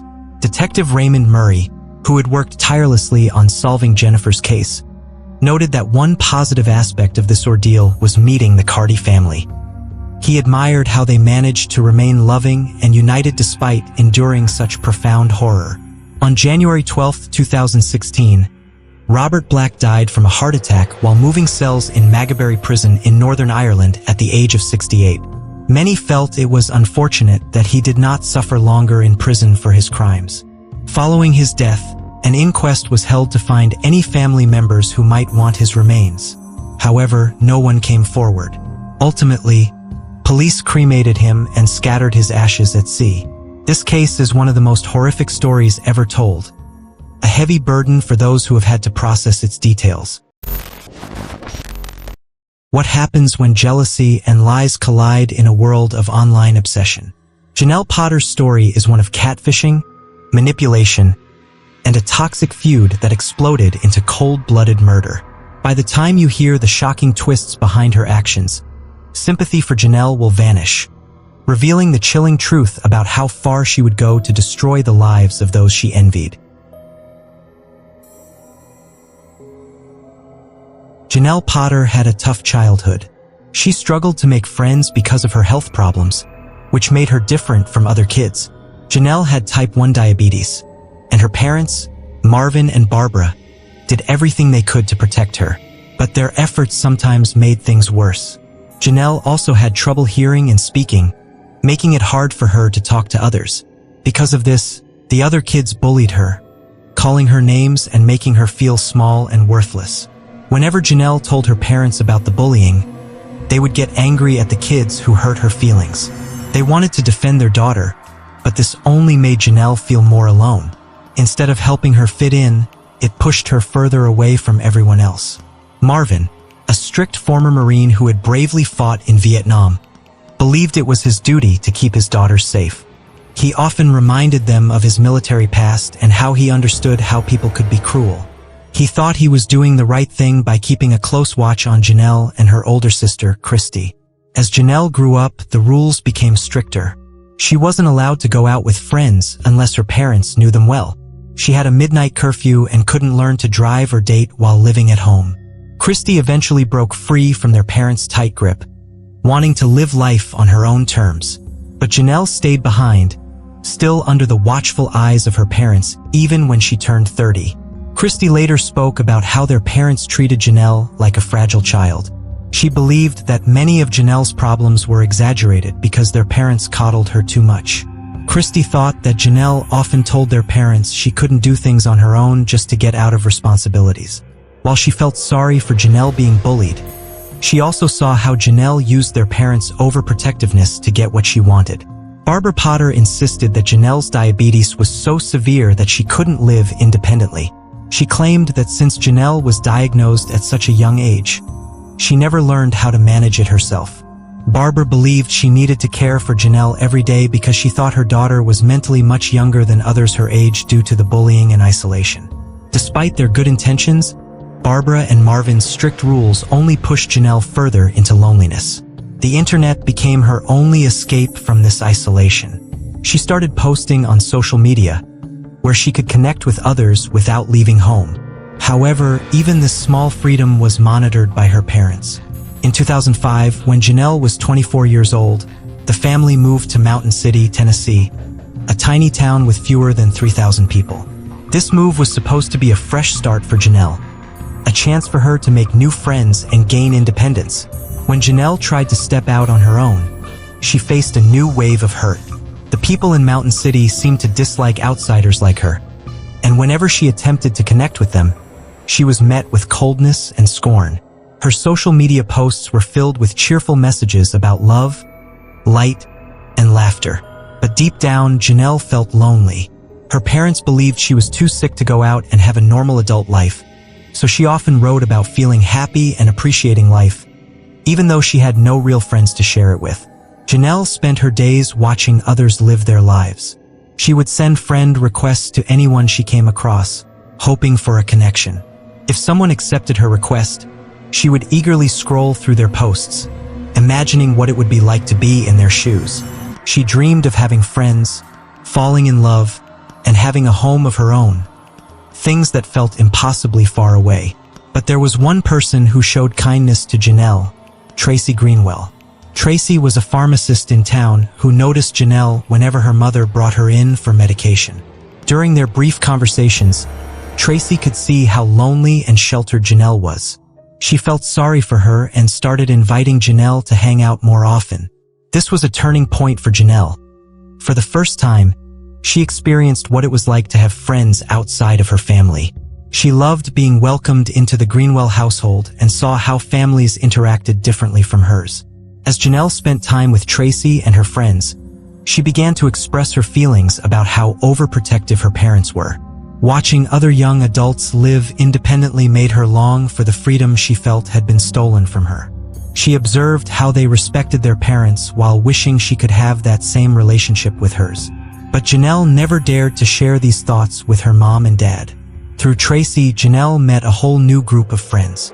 It was during one of these outings that she met Tracy's brother, Billy Payne. Billy was known for his sense of humor, always cracking jokes and playing pranks that made everyone laugh. Janelle found herself drawn to him immediately but felt too shy to speak up when he was around. Billy often visited his sister's house while Janelle was there, and although she barely spoke to him, she couldn't take her eyes off him. Her crush on Billy became obvious to those around her. They noticed how she watched him closely whenever he was nearby. Janelle had never experienced feelings like this before and believed they were meant to be together. However, Billy had no interest in Janelle. He was devoted to his girlfriend, Billie Jean, and their newborn son. He had made significant changes in his life for them, including getting sober after realizing he wanted to be a better person for his family. Friends said that Billy and Billie Jean were a perfect match. They thrived as new parents and were excited about their future together. Though Janelle had strong feelings for Billy, he and Billie Jean treated her kindly whenever they saw her. They were aware of her feelings but chose not to let it affect their behavior towards her. In contrast, Janelle felt differently about Billie Jean. Janelle felt that Billie Jean was targeting her because of how she looked. When asked for examples of Billie Jean's cruelty, Janelle struggled to provide any real proof. Instead, she insisted it was clear that Billie wasn't happy in his relationship, and she believed Billie Jean blamed her for that unhappiness. Sensing the tension in their friend group, Billie and Tracy decided to set Janelle up with their cousin, Jamie Curd. Like Janelle, Jamie was shy and had trouble interacting with people face to face. They were both introverts, which made them feel comfortable around each other since they didn't have to pretend to be someone they weren't. Their relationship began slowly. Jamie even bought Janelle a phone so they could talk privately without her parents knowing. They would hold hands and kiss when they were with friends, but Janelle's parents remained unaware of her budding romance. To ease her parents into the idea of dating, Janelle introduced Jamie as just a friend who could help with their computer troubles. At first, Marvin and Barbara were suspicious of him, but as he visited more often, they started to relax. However, there were still issues in Janelle and Jamie's relationship. Janelle often brought up Billie Jean and her feelings about her relationship with Billie. She would tell Jamie that she thought Billie Jean didn't truly love him and was just using him. But Jamie disagreed. He had seen how happy Billie was with Billie Jean and believed they were a great couple. For the first time in her life, Janelle felt like she had friends and a boyfriend who adored her. Her social media posts changed from generic quotes about happiness to real updates about her life. She still lived with her parents, but it felt like she was finally gaining some independence. But just when things seemed to be improving for Janelle, everything turned dark. She became the target of an online harassment campaign that shattered her sense of safety. The very place where she found solace, social media, became a nightmare filled with anonymous accounts calling her ugly and stupid, even threatening violence against her. Some comments were graphic and terrifying, detailing how they would harm her. Overwhelmed by fear, Janelle showed these messages to her parents. Barbara quickly jumped into action, using her own Facebook account to respond to the bullies. She claimed to be Janelle's mother and threatened to call the police on anyone harassing her daughter. But this did little to stop the attacks. Barbara asked Janelle if she had any idea who might be behind the cruel comments. After some hesitation, Janelle finally suggested that only one person hated her enough to do something like this: Billie Jean. She told Barbara that Billie Jean had never openly shown dislike towards her, but always seemed upset when they were together. Janelle claimed that during their hangouts with Tracy and Billie, he had expressed romantic feelings for her and hinted at breaking up with Billie Jean to be with her. None of these claims were backed by anyone else. They seemed far-fetched and untrue. Friends who knew Billie and Billie Jean found it hard to believe that either of them would feel threatened by Janelle. When pressed about where she got this information from, Janelle couldn't provide any names or evidence. Her friends began to doubt her story, believing it was all made up. The only people who believed Janelle were her parents and Jamie, who saw her as someone needing protection. Janelle was so sheltered that her boyfriend, Jamie, felt it was his duty to protect her. He took this responsibility seriously, but it came at a cost to his relationships with his own family. Only Tracy Greenwell, Janelle's friend, seemed to keep her head clear amidst the chaos. She noticed that Janelle was paranoid about who might be stalking her online and described her as constantly on edge. Tracy believed that the harassment Janelle faced was real, but felt certain that Billie Jean wasn't behind it. As tensions grew between Janelle and Billie Jean, both sides became increasingly hostile. Tracy tried to bring them together to resolve their differences, but the divide only widened. Janelle continued to receive anonymous attacks online, and with each new message, she became more convinced that Billie Jean was responsible for the cyberbullying. The harassment escalated further. Janelle reported receiving prank calls where the caller would threaten her or just breathe heavily into the phone. She claimed that someone was driving past her house repeatedly, particularly near her bedroom, trying to scare her. Janelle was so sure that it was Billie Jean wanting revenge for what she believed was a threat to her relationship. One day, Janelle and her mother confronted Billie Jean at a gas station while she was pumping gas. According to a witness, Janelle and Barbara verbally attacked Billie Jean in front of her child. The attendant noticed that Billie Jean looked shaken after the encounter and offered to call the police for her. Barbara and Janelle fled the scene before any help could arrive. At the same time, an account named Matt Potter began posting on a local website called Topics about Billie Jean and her friends. Janelle had previously claimed that Matt was her brother, even though she didn't have one. This account viciously attacked Billie Jean and her friends, calling them horrible names and accusing them of illegal activities.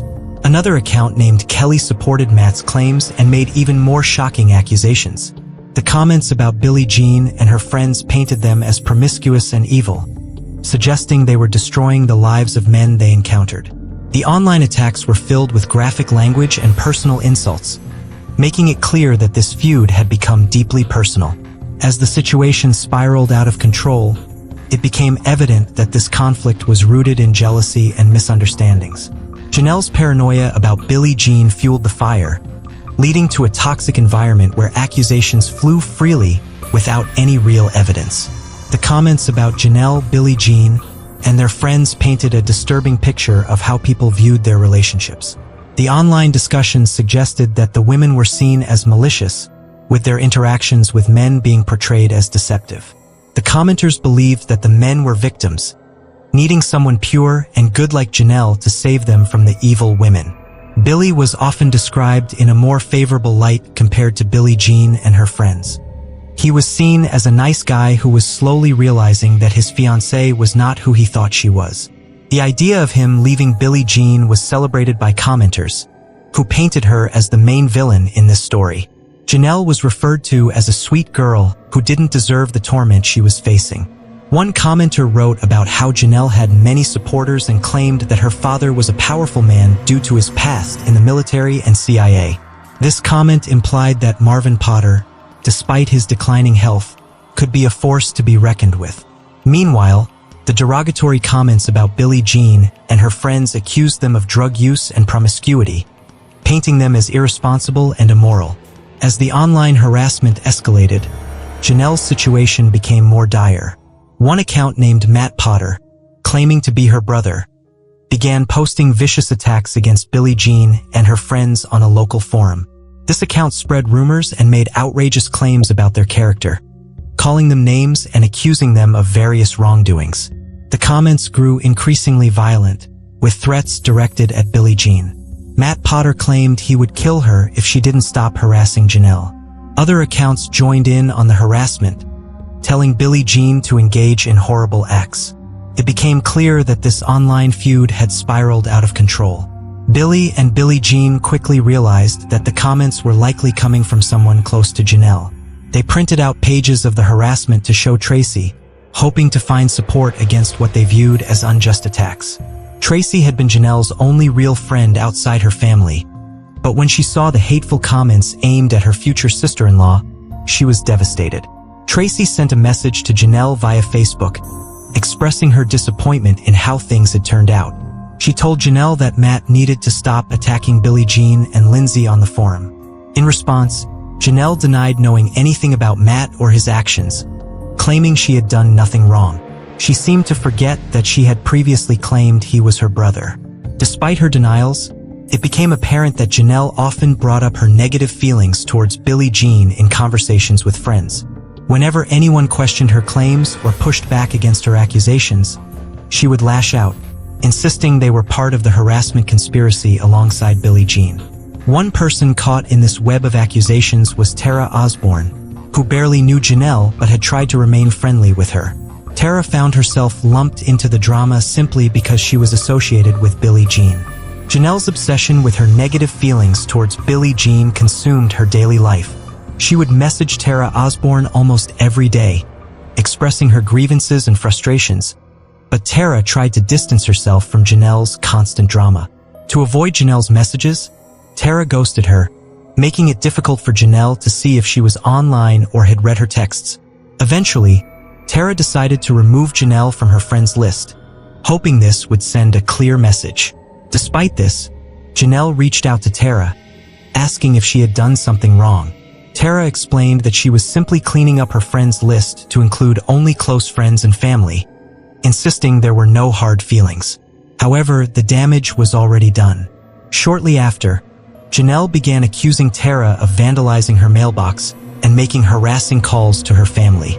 Tara firmly denied these accusations and informed Janelle that she had unfriended her because she was tired of the ongoing drama surrounding Janelle's online activity.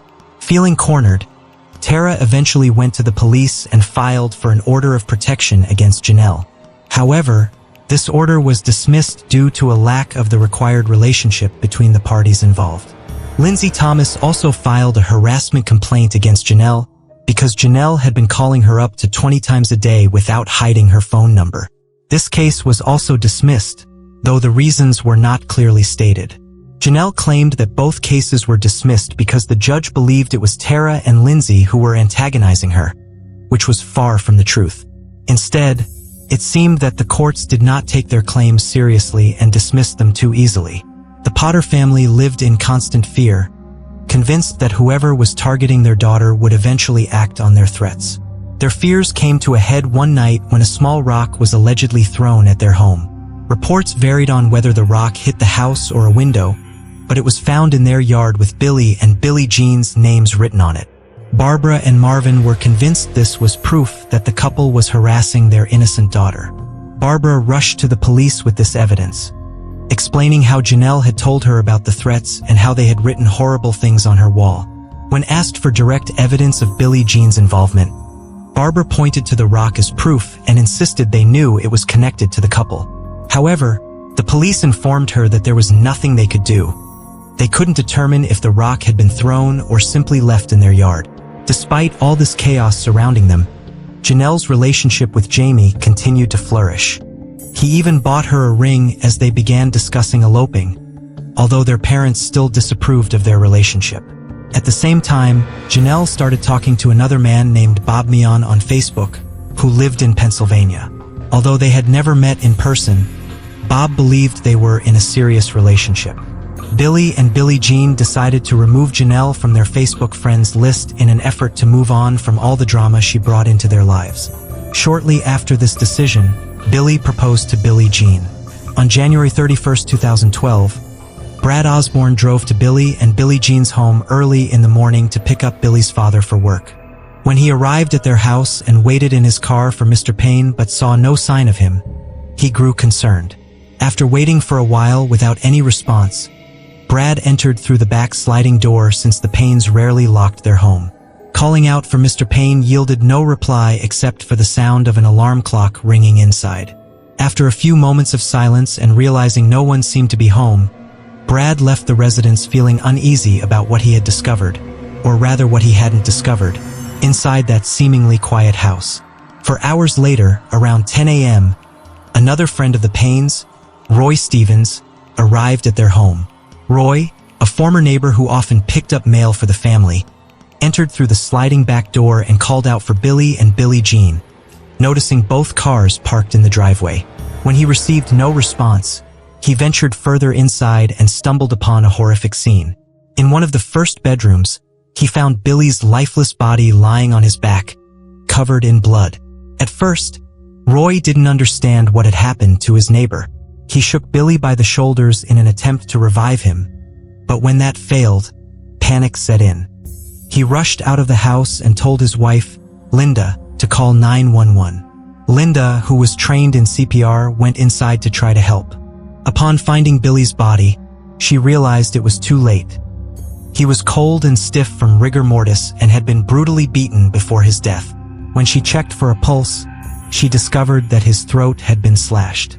Overwhelmed by the grim reality of the situation, Linda went to the living room to call emergency services.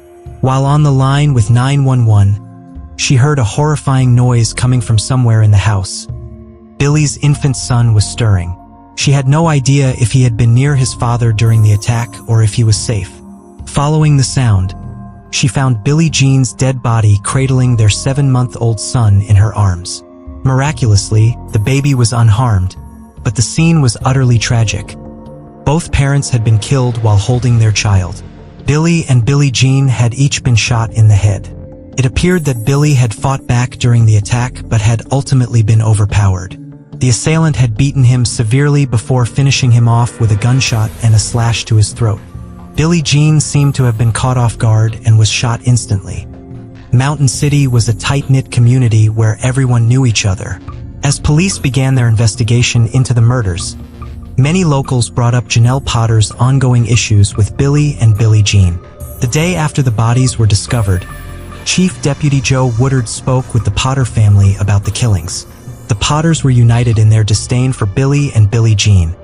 They openly stated that they wouldn't mourn their deaths but insisted they had no involvement in the murders.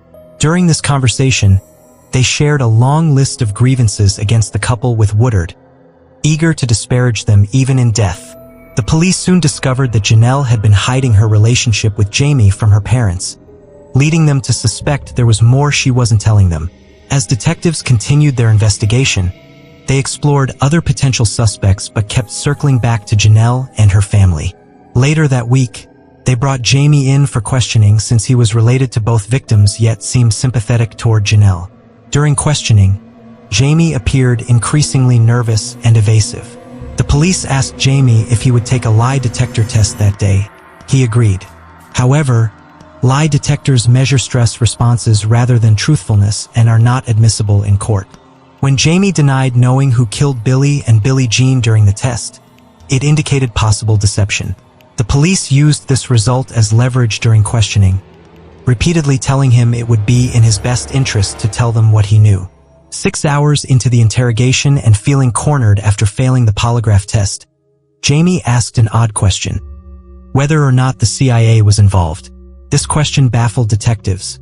Why would a federal agency concerned with international intelligence be interested in a murder case in such a small town? When pressed for details, Jamie spun an unbelievable tale about how he and Janelle had been contacted by a man claiming to be part of the CIA named Chris. According to Jamie's story, Chris had reached out during the harassment campaign against Janelle because he wanted to help her. He supposedly told Janelle that she was a good girl who didn't deserve what was happening to her online. This echoed sentiments expressed by those posting on local forums about her. Jamie claimed that Chris was like a brother to Janelle and that they were neighbors growing up. He asserted that Chris could only communicate through Janelle's phone and email due to a severe phobia of phones, which made it impossible for him to talk directly with anyone else. Chris, who claimed to be a CIA agent, communicated with the Potters and Jamie almost every day, sending them long, ranting emails about how evil Billie Jean and her friends were. He insisted that he was investigating their case and had found evidence that the women were obsessed with Janelle and wanted to harm her. Most notably, Chris developed a close relationship with Barbara, to the point where she began to think of him as a son. As Chris fanned the flames of the feud, he convinced Marvin and Barbara that Janelle was in grave danger. He warned them that if they didn't take action, their daughter would be killed. After Barbara approached the police with the rock that had allegedly been thrown at their home and was turned away, she started to believe that the only way to protect Janelle was to take matters into their own hands, something Chris eagerly encouraged. He suggested that if they were to kill Billie Jean and her husband, he could use his connections in the CIA to ensure they would be exonerated. This manipulation seemed straight out of a movie plot, but it was chillingly real for the Potters. Jamie, influenced by how the Potters spoke about Chris, believed he was genuine. Barbara often referred to him as a son, while Marvin claimed Chris was a former CIA agent. Janelle also insisted she knew him personally. It never crossed Jamie's mind that they might be lying. Chris had repeatedly urged Barbara and Marvin Potter to take drastic action against Billie Jean and her friends, claiming they wouldn't stop until Janelle was dead. This dangerous rhetoric only escalated tensions and set the stage for tragedy. As the investigation unfolded after the murders of Billie Payne and Billie Jean Hayworth, it became clear that Chris was not who he claimed to be. In fact, prosecutors later revealed that Janelle had created this false identity as part of a scheme to manipulate her parents and boyfriend into believing there were real threats against her. The emails from Chris were traced back to an account belonging to Janelle.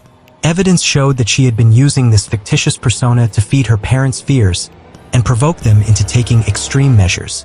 The Potters' belief in Chris's fabricated identity allowed Janelle to maintain control over her family's actions while hiding her own secrets. The night before the murders, Chris sent a chilling message to the Potter family, claiming that one of Janelle's tormentors had placed a $3,000 bounty on her head. He insisted that the only way to stop this threat was to kill Billy and Billie Jean as soon as possible. It's hard to believe anyone could fall for such a bizarre scheme, but the Potters were drawn in by Chris's manipulations. That night, Jamie visited the Potter home to help with a computer issue. Marvin, who claimed to be a former CIA agent, pulled Jamie aside and asked him for a favor without explaining what it entailed. He asked if Jamie would drive him to Billy's house, drop him off, and then wait down the road to keep watch. Although Marvin didn't explicitly say what he planned to do, it was clear he wanted Jamie's help in confronting his cousin. Jamie, not fully grasping the gravity of the situation, agreed. The following morning, Marvin called Jamie to cash in on that favor. Moments later, Janelle texted her boyfriend to inform him that her father was on his way over. The two men drove to a parking lot near Billy's home and kept an eye on the house until Billy's father left. Then they walked toward a shed behind the Payne's residence. Despite Jamie's concerns about getting caught if Billy saw them, Marvin pressed forward. When they arrived at the residence, Marvin handed Jamie a gun and instructed him to stand outside and keep watch while he went inside. In a shocking turn of events, Marvin entered the home and killed both Billy and Billie Jean but left their infant son unharmed. After the murders, Jamie told police everything he knew about Chris and the events leading up to that fateful day. Detectives quickly realized that whoever Chris was, he had no real connection to the CIA.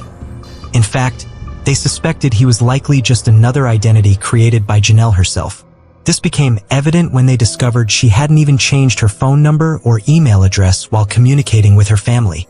Jamie's story was so far-fetched that police felt skeptical about his credibility, especially since he had spent hours lying directly to them during questioning.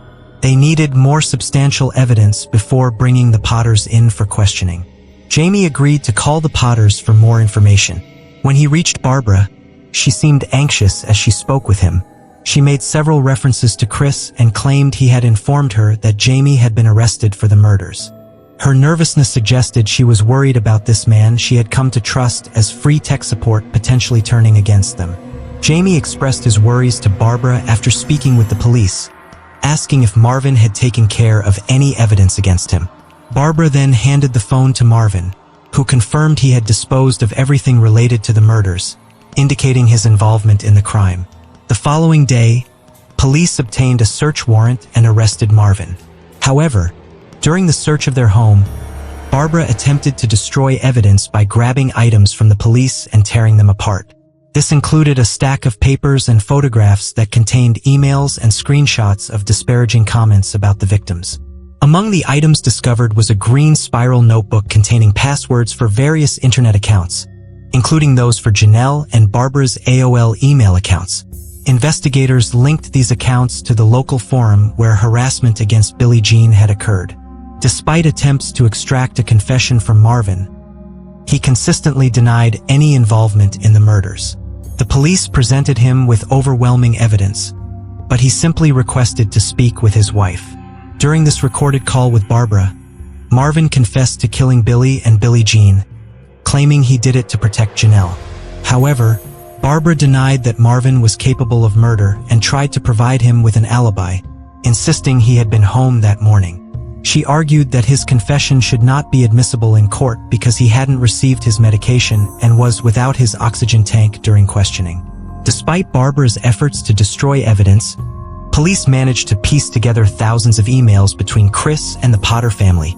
They discovered that all communications from Chris, who claimed to be a CIA operative, originated from the family computer. Janelle's distinct writing style, marked by improper capitalization and transposed letters, was evident in these emails, confirming her involvement in the harassment campaign against Billie Jean. The investigation revealed months of correspondence where Chris warned Barbara about supposed threats to Janelle's life, convincing her that there was a real danger. Janelle had spent considerable time convincing those around her that she was under attack and needed their protection. In court, Janelle maintained her innocence, with her lawyer arguing that she had the mental capacity of a middle schooler and could not have orchestrated such a scheme. Meanwhile, Barbara insisted that neither she nor Marvin could have committed the murders due to their age and health issues. Both denied authorizing any of the emails found in their home. Ultimately, Marvin, Barbara, and Janelle Potter were sentenced to 2 life sentences for their roles in the murders of Billy Payne and Billie Jean Hayworth. Jamie accepted a plea deal for 2 concurrent sentences of 25 years in prison. However, in 2021, Barbara successfully appealed her sentence based on a conflict of interest involving her trial attorney who also represented Marvin. Instead of facing a retrial, she pleaded guilty to facilitating the murder and received a 25-year sentence. This case has been extensively covered by various media outlets like 2020 and Nightline, but court documents reveal many intricate details often overlooked. For instance, Marvin Potter claimed he had served in Vietnam and worked for the CIA, a claim later debunked as there was no evidence supporting his alleged intelligence background. He was found to have lied about his military history as well. The lies perpetuated by both Marvin and Janelle created an environment ripe for turmoil within their family. The tragic events surrounding this case serve as a stark reminder of how manipulation and deceit can lead to devastating consequences for everyone involved, especially for innocent lives lost in the chaos of jealousy and revenge. The father of a murdered Miss Switzerland finalist discovered her decapitated head in a bin bag in her laundry room, while her 2 young children played in the next room. Kristina Joksimovic was allegedly strangled, dismembered and then pureed by a blender at her home near Basel. On a chilling February day, a horrifying discovery would shatter the lives of Kristina Joksimovic's family forever. It all began when her parents grew concerned after their grandchildren's nursery reported that Kristina had failed to pick them up. Alarm bells rang in their minds, prompting them to rush to the couple's home. When they arrived, Thomas, her husband, feigned ignorance about her whereabouts, casually claiming that Kristina sometimes just left without a word. For hours, he maintained a facade of normalcy, chatting with Kristina's father and preparing dinner for everyone while tucking the children into bed. But beneath this calm exterior lay a dark secret. As Kristina's father began searching the house, he stumbled upon a chilling sight: strands of his daughter's golden hair peeking out from a bin bag. In that moment, his heart sank as he realized the unimaginable truth. His beloved daughter had been killed. Screaming in horror, he ran from the garage and urgently asked a passerby to call the police, setting off a chain of events that would lead to Thomas's arrest. The investigation that followed revealed a gruesome tale of betrayal and violence, as it became clear that Kristina had been brutally murdered by the very person who was supposed to love and protect her. To understand how it all began and why we need to revisit the origins, we must look back at the beginning. Kristina Joksimovic was born on January 15, 1986, in Belgrade, Serbia. She was a shining star who was crowned Miss North Switzerland in 2003. With her sparkling crown and beautiful sash, she felt like she was on top of the world. In 2008, she even reached the finals for Miss Switzerland, proving that she was not just pretty but also talented. But beauty contests can be tricky. Some people think they are unfair because they judge women like they are dolls, only looking at their looks. However, Kristina knew there was more to these competitions. Slowly, things began to change. Women started to share their thoughts on important topics like politics and their personal lives during these contests. They showed the world that beauty is not just about how you look, but also about who you are inside. Kristina had a kind heart and always wanted to help others. She was proud of her Serbian roots and had gorgeous blonde curly hair, long legs, and a slim figure. From a young age, she loved sports and took great care of her body. At just 16 years old, she was walking down the street when a modeling scout spotted her talent. "Would you like to join a beauty contest?" he asked with excitement. Kristina couldn't believe her luck. As she stepped into the world of modeling, Kristina realized that she wanted more than just to be known for her looks. She wanted to make a difference in the lives of other girls who dreamed of becoming models too.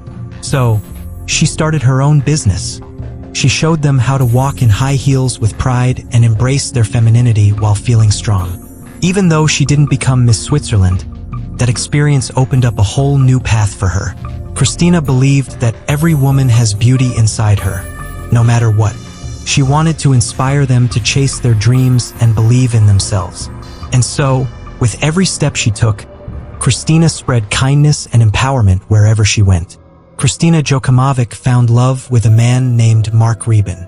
He was tall, with brown hair and a light beard, and they shared a deep, mutual affection. In December 2016, under the twinkling lights of the holiday season, Mark proposed to Christina.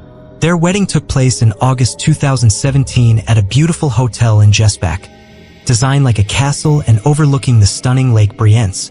The day was magical, with mountains rising majestically in the background. Christina looked radiant in her white dress, adorned with lace gloves and a lovely flower crown, holding a bouquet of bright red roses.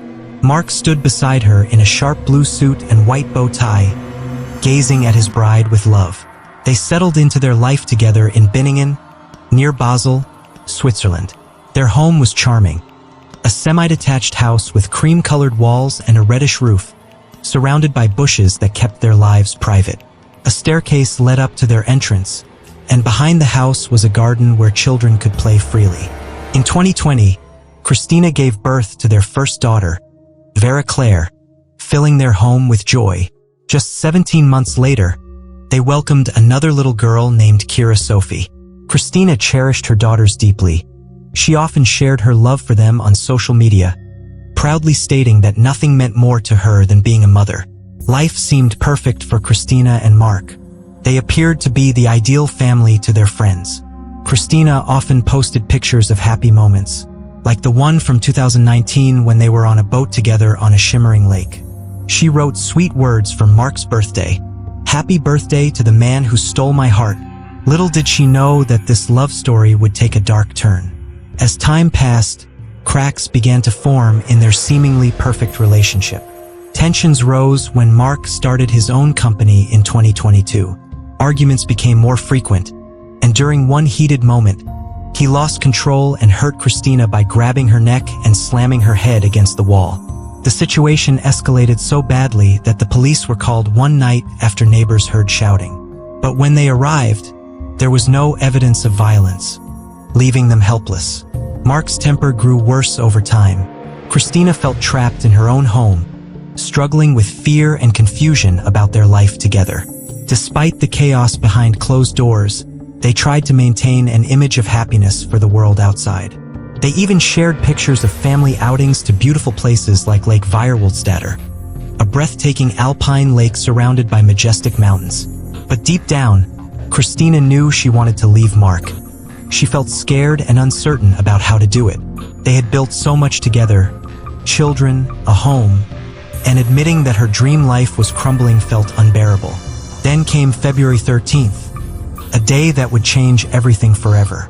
On February 12th, Christina's father received a concerning call from the kindergarten. "Your grandchildren haven't been picked up." Panic set in. Everyone knew how much Christina loved her children. She would never forget them at daycare. Her father rushed over to check on things. Christina's father spent hours joyfully playing with his two sweet granddaughters, Vera and Kira, who were just 3 and 4 years old. The atmosphere was filled with laughter and innocence, but there was a shadow hanging over the gathering. Mark, Christina's husband, claimed he didn't know where she was. "Sometimes she just leaves without saying anything," he said nonchalantly. Meanwhile, Christina's mother had arrived, her face etched with worry. She and her husband exchanged nervous glances while Mark seemed strangely unconcerned. As the evening wore on, Mark prepared dinner for everyone and then tucked the children into bed. He brushed their teeth, helped them into their pajamas, gave them sweet goodnight kisses, and turned off the lights as if it were just another ordinary night. But behind this calm facade, Christina's parents were deeply worried about their daughter. Her mother wanted to file a missing person report right away, but the police couldn't help since Christina was an adult who had simply not returned home yet. Mark's mother spoke with him while his father felt uneasy and began searching the house for clues. Something didn't feel right to him. He checked every room, the bathroom, bedroom, kitchen, and living room, but found nothing unusual. However, he hadn't looked in the basement yet. The basement was a dark place with thick concrete walls that also served as a laundry room. When he finally ventured down there, what he found left him breathless. A black garbage bag with strands of blonde hair sticking out, the unmistakable hair of his daughter. With trembling hands, he opened the bag and was met with a horrific sight. Christina's severed head lay inside.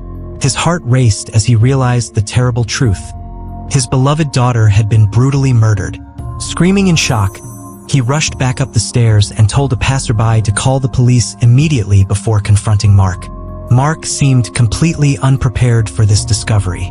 A friend later revealed that he would blame Christina's parents for finding her remains so quickly.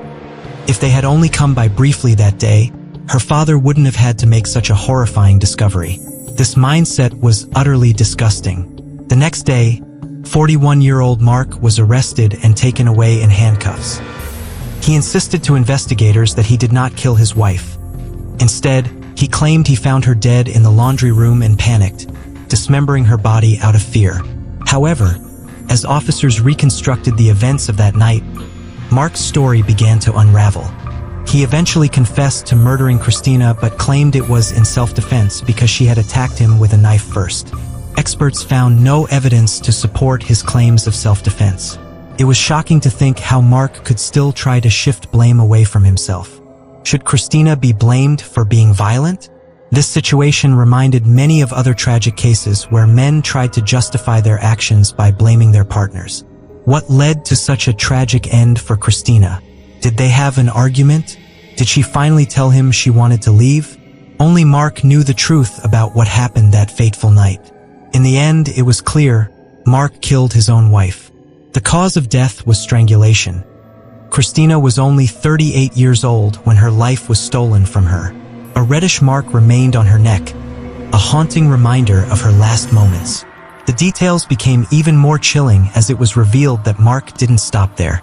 He dismembered her body using tools like a jigsaw and garden shears while watching YouTube videos on his phone as if he were just doing chores around the house. Some parts of her body were even blended in a hand blender. He hid her phone away as if trying to erase any trace of what he had done. Christina's parents were completely shattered by the loss of their beloved daughter. Her father sought psychological support, and her mother also needed help to cope with the tragedy. They visited a psychiatrist every day to process the unimaginable pain they were experiencing. Their friends struggled alongside them. One of Christina's friends shared that the previous week had been particularly difficult after the horrific details of the case were revealed in court. Since Christina's death, they felt like they were merely functioning on autopilot, often finding themselves in tears. The scars left by this tragedy would remain with them for the rest of their lives. Now, Christina's two daughters live with their maternal aunt and grandparents. Child psychologists have gently explained to them that their mother is now sleeping and will no longer be there for them, and that they no longer have their father either. At Christina's grave, a photo of her leans against a small white lantern surrounded by beautiful flowers. Her daughters have drawn a heart-shaped picture with the words, "We love you," written inside, a touching tribute to their mother. Months after the murder, numerous floral wreaths still adorned the front of her house, a testament to the love and respect people had for Christina. A friend expressed, "What an honor it was to know you, dear Christina. Larger than life, beautiful inside and out, a loving mother, a passionate businesswoman, that was Christina. She was so much more than just a pretty face or a fit body. She was a dedicated businesswoman, a loving mom, and a wonderful friend. She deserved a long and happy life surrounded by her loved ones. But instead, she was murdered by her own partner. Why? Because he didn't want to be alone? Because he feared losing her? Because he refused to change? I hope that Christina's children can grow up in a safe environment and always remember their mother fondly.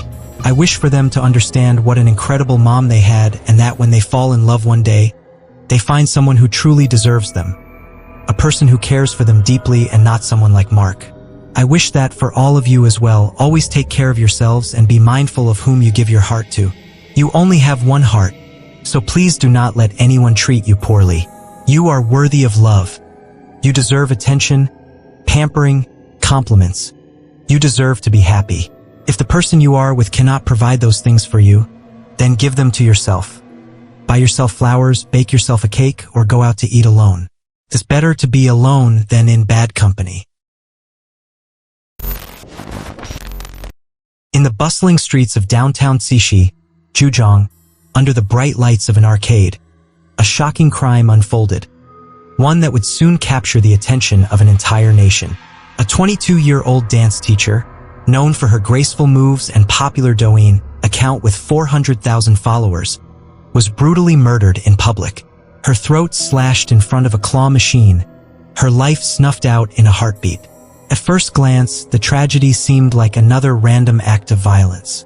But as news of her death spread, so did the rumors. Gold digger, that's what people called her. They said she'd only found fame and fortune by latching onto rich men, using her beauty and charm to climb the social ladder. Her life, once admired by many, quickly became fodder for cruel online gossip. As speculation ran rampant, some even went so far as to say she got what she deserved. She was just playing the game after all, they argued. A girl like that never ends up with anything good, but these assumptions couldn't have been further from the truth. Behind her sparkling social media posts and perfectly posed photos, the young woman was living a nightmare. The truth? She wasn't the manipulative gold digger people imagined. She was the victim of a controlling, violent relationship with her boyfriend, a man who had been using her for profit. When she finally found the courage to break free, to escape the toxic web he had trapped her in, he silenced her forever. Today, we uncover the heartbreaking truth behind the murder of this young girl, a crime that went far beyond betrayal and led to a tragic, brutal end. Chen Chafong was born in 1996. Her family was warm and loving, with an older brother who always looked out for her. They lived a comfortable life because their parents owned a factory, and every day felt like a new adventure. From a young age, Chen was known for her gentle heart. She had a special way with animals and always lent a helping hand to those in need. In Chinese culture, names are very important, and Chen's name promised that she would grow up to be skilled and talented, a perfect fit for her deep love of dance. As a little girl, Chen discovered the magic of dancing. She tried every style she could find, twirling and leaping as she entered competitions and proudly brought home shiny trophies. Teaching younger kids became her passion. She loved helping them learn new moves and cheering them on as they grew more confident each week. This joy lit a spark in her heart, inspiring her to dream of becoming a teacher one day. When she turned 19, Chen achieved her dream and became a qualified dance teacher. She brought sunshine into the classroom, especially since she was one of the youngest teachers there. The little kids adored her. Their giggles filled the room whenever she walked in. Teaching those adorable 4- and 5-year-olds felt like pure happiness.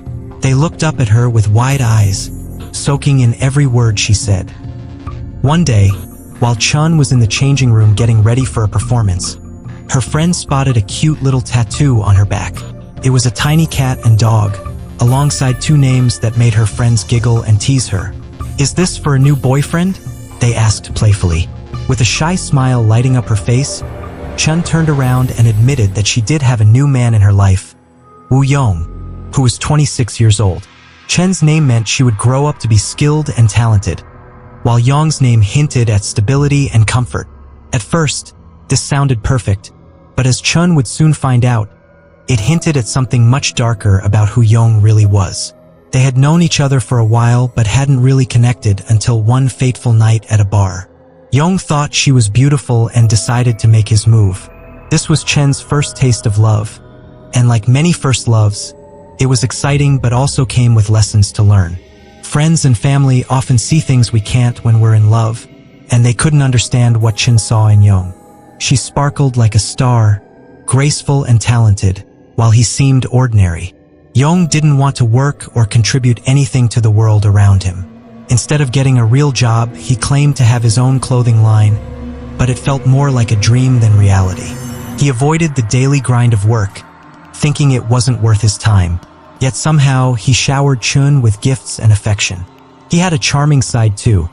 He cooked her delicious meals that looked beautiful on the plate, skills he picked up in culinary school but never pursued professionally. At first, everything felt magical. Yong brought her flowers and surprised her with fun outings. But there was something unsettling about how intense his affection was. This overwhelming attention is known as love bombing. It feels wonderful at first, but it often hides darker intentions beneath the surface. As time passed, the bright facade began to crack. Chun noticed changes in Yong's behavior. He became easily jealous and wanted to know where she was all the time.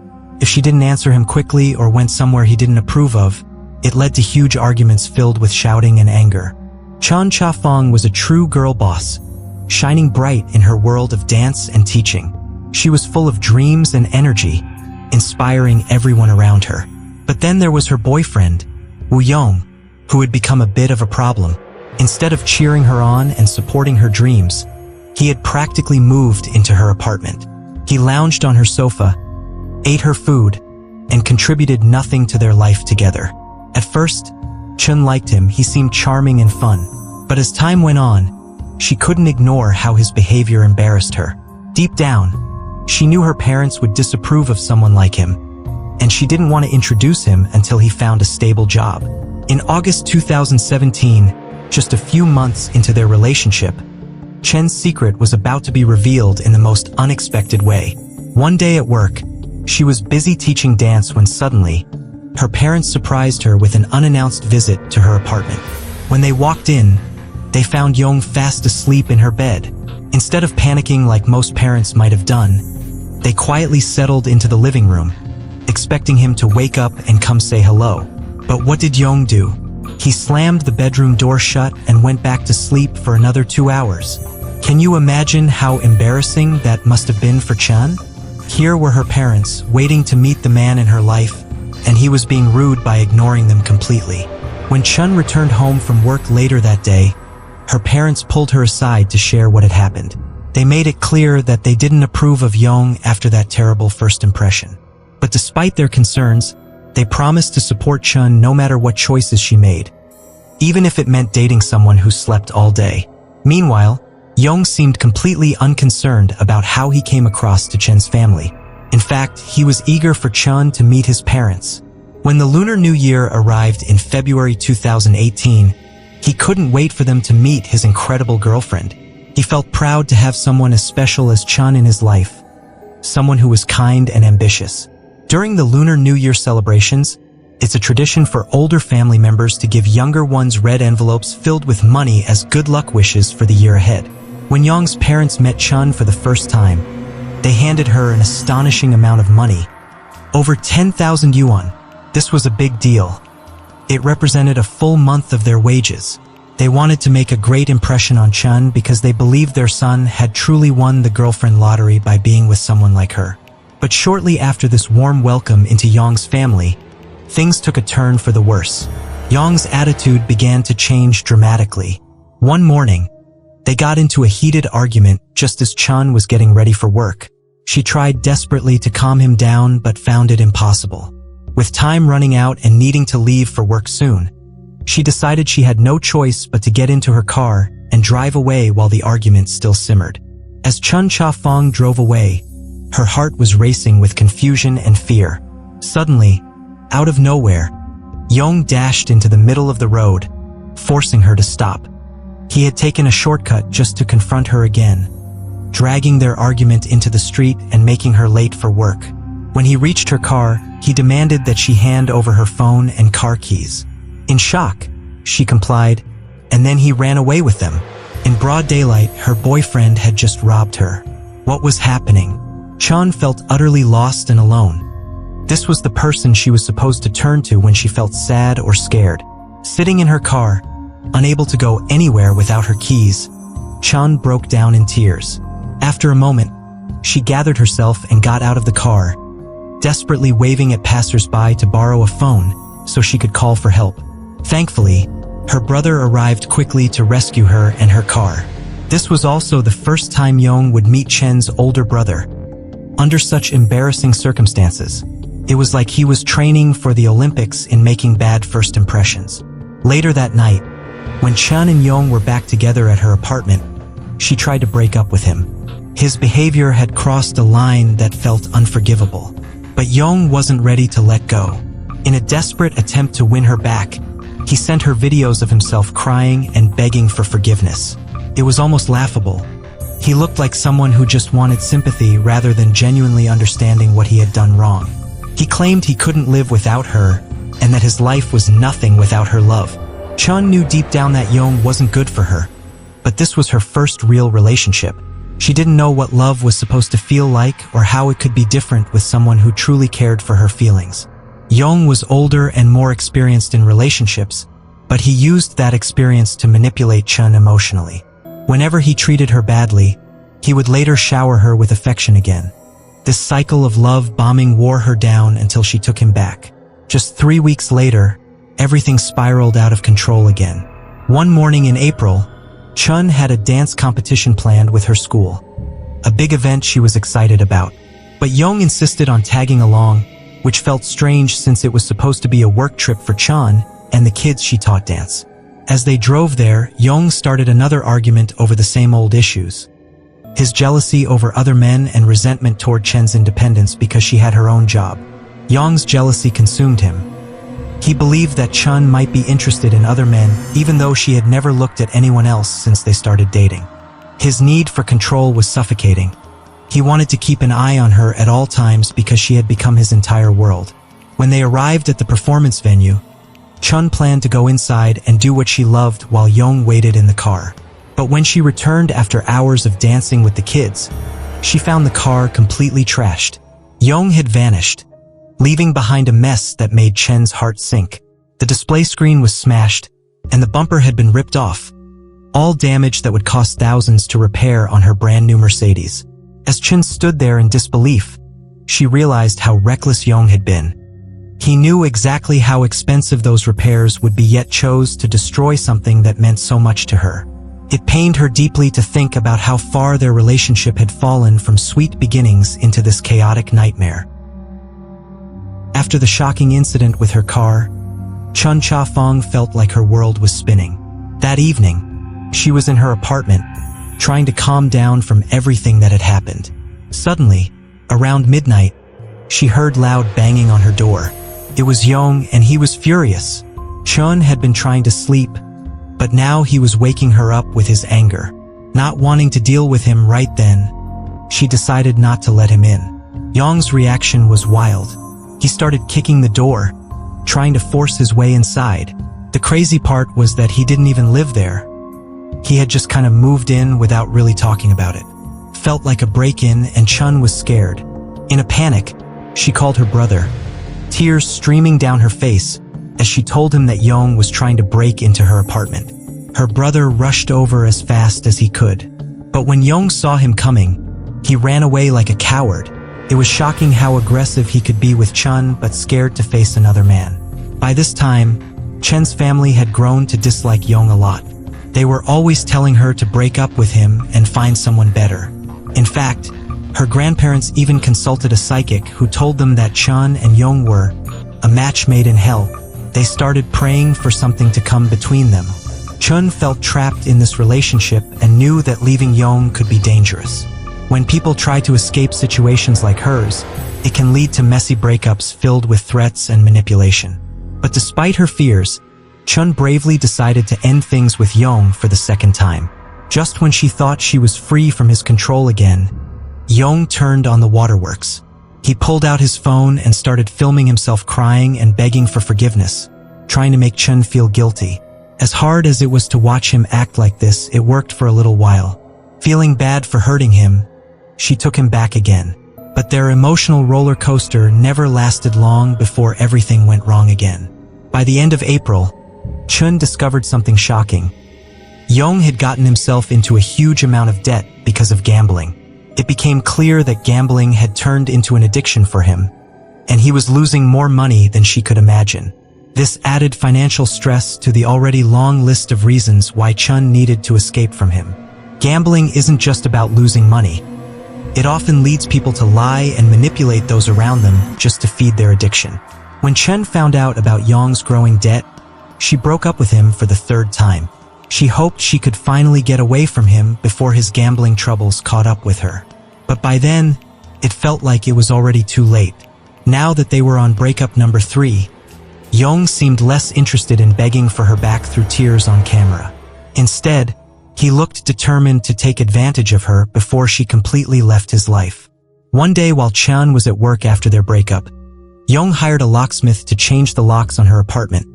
His plan was to break in and steal from her while she was gone. When Chen discovered what he had done, panic washed over her like a cold wave. She quickly called the police, knowing that this situation had gone way too far. Chun Cha-fong found herself trapped in a nightmare she never expected. Yong had taken control of her life in a way that felt suffocating. He was now accepting brand deals on her behalf, pocketing all the payments into his own bank account. Chun had no say in any of this. She was being forced to record videos promoting products and dancing, all while receiving none of the money. She made it clear to Yong that she didn't want to be an influencer. She just wanted to live a quiet life teaching dance to kids. But Yong wouldn't listen. He would simply tell her that they had accepted more deals, and she had no choice but to participate. Every time Chun tried to resist, she felt the weight of Yong's violent rage looming over her. At first, his anger was mostly verbal. He would shout at her and break her belongings. But as time went on, Chen's family began to worry that his anger might turn physical. Although there were never clear signs like bruises or cuts on Chen, they feared that if he could lash out at objects, he might eventually direct that violence toward her. Despite her pleas for him to stop pushing her into this influencer lifestyle, Yong remained unyielding. He once told her he had signed 2 more brand deals that morning for £450 each, insisting she start dancing right away. After this conversation, Chun felt utterly defeated and hopeless, as if there was no way out of this life. In a moment of desperation, she messaged a friend, saying, "He is trying to make me a career influencer. I told him I want to stop, but he wants to live off it." Her friend responded with concern, pointing out that Yong was using her for money instead of supporting her dreams. With newfound confidence from her friend's words, Chun decided it was finally time to leave Yong for good. However, she knew that simply breaking up with him wouldn't work. He would go crazy. He saw her not only as his girlfriend but also as his source of income. So instead of a direct breakup, Chun tried to distance herself from him. She made excuses whenever he wanted to see her, claiming she was busy or at work. But nothing seemed to work. Yong wouldn't let her out of his sight. On June 20th, 2018, while Chun was sleeping peacefully in bed beside Yong, he stayed awake and did something unimaginable. He transferred £5,000 from her bank account without her knowledge. When she woke up the next morning and discovered what he had done, her heart sank. Feeling utterly betrayed and exhausted from the chaos in her life, she tried to kick him out of her apartment. But Yong refused to leave. In the midst of their struggle at the door, things escalated quickly. As Chen attempted to push him out, Yong yanked the door so hard that it came off its hinges entirely. Now she was left without a front door. How terrifying and unsafe. In tears, Chun called her family for help, explaining how dangerous it was for her to live in an apartment without a door. For Chen's family, this was the final straw with Yong. They were desperate to get their daughter away from him but felt powerless since Chun was an adult who could make her own choices. However, they had one advantage. They owned the apartment where Chun lived. They devised a plan and told her they needed to sell the place because it was no longer safe for her. Until they found a new home for her, Chun would have to stay with them. Relieved yet scared about what lay ahead, Chun moved back home with her parents. They breathed a sigh of relief knowing their daughter was finally away from the man who had brought so much turmoil into her life. With Chun Cha-fong back at her parents' home, she finally felt a sense of safety. They could keep an eye on her and protect her from Yong. For the first few weeks, things seemed to calm down between them. But on July 12th, she officially broke up with him for what she hoped would be the last time. After that, she blocked him on everything and changed her phone number, determined to cut ties and escape the horrors of her first relationship. However, just days after changing her number, Yong found a way to contact her again. He began calling and texting from different phones, using various numbers to harass and stalk her. It was as if he was relentless in his pursuit to get back into her life. Chun ignored his calls, but Yong escalated his tactics. He sent her a series of messages demanding she answer him and even resorted to sending a horrifying video. In this shocking video, Yong was holding the puppy he had given Chun as an apology gift. He dangled the poor dog out of a window from a high floor, threatening that if she didn't answer his calls, she would have to watch the puppy die. This chilling threat shattered Chen's heart.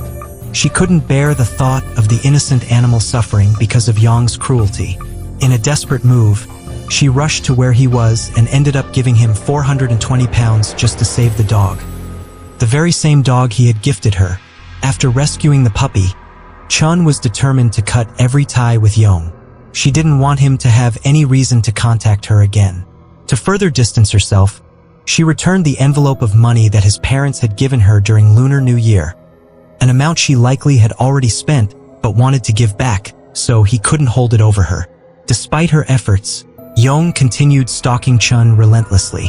One day, while she was out in the park with a male friend, just enjoying a casual walk, Yong was lurking in the shadows, watching them. When he saw Chen with another man, he lost control. He charged at them with a knife hidden in his pocket. In that terrifying moment, Yong verbally and physically attacked both Chen and her friend. Chen screamed for help and called the police, which panicked Yong enough that he threw down the knife and ran away. Thankfully, no one was seriously hurt that day, but both Chen and her friend were left shaken by the encounter. Until now, Chen had kept Yong's violent side a secret from her family. They only knew about his rude behavior and lack of ambition. Now that someone else had witnessed his aggression with a weapon, her friend rushed to tell Chen's parents how dangerous Yong truly was.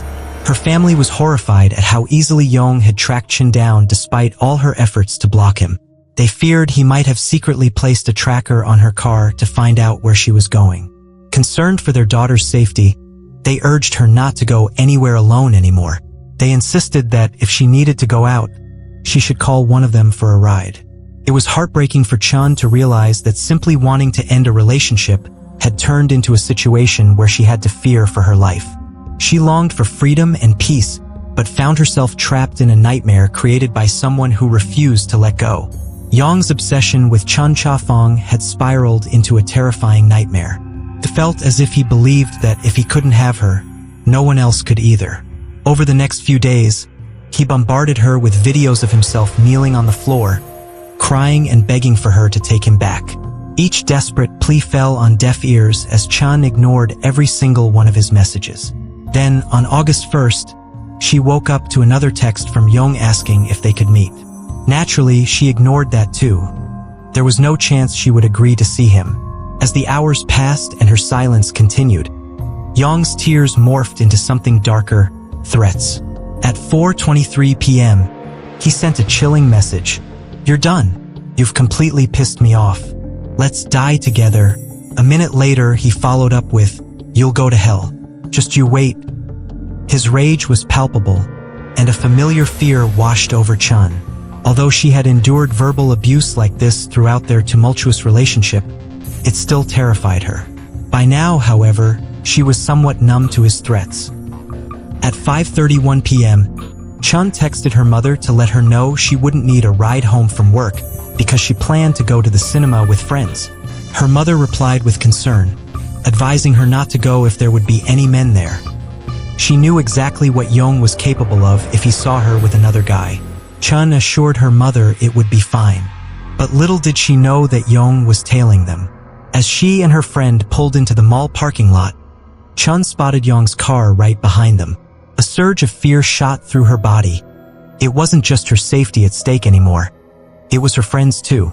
Being the selfless person she was, Chen didn't want to put her friend in danger.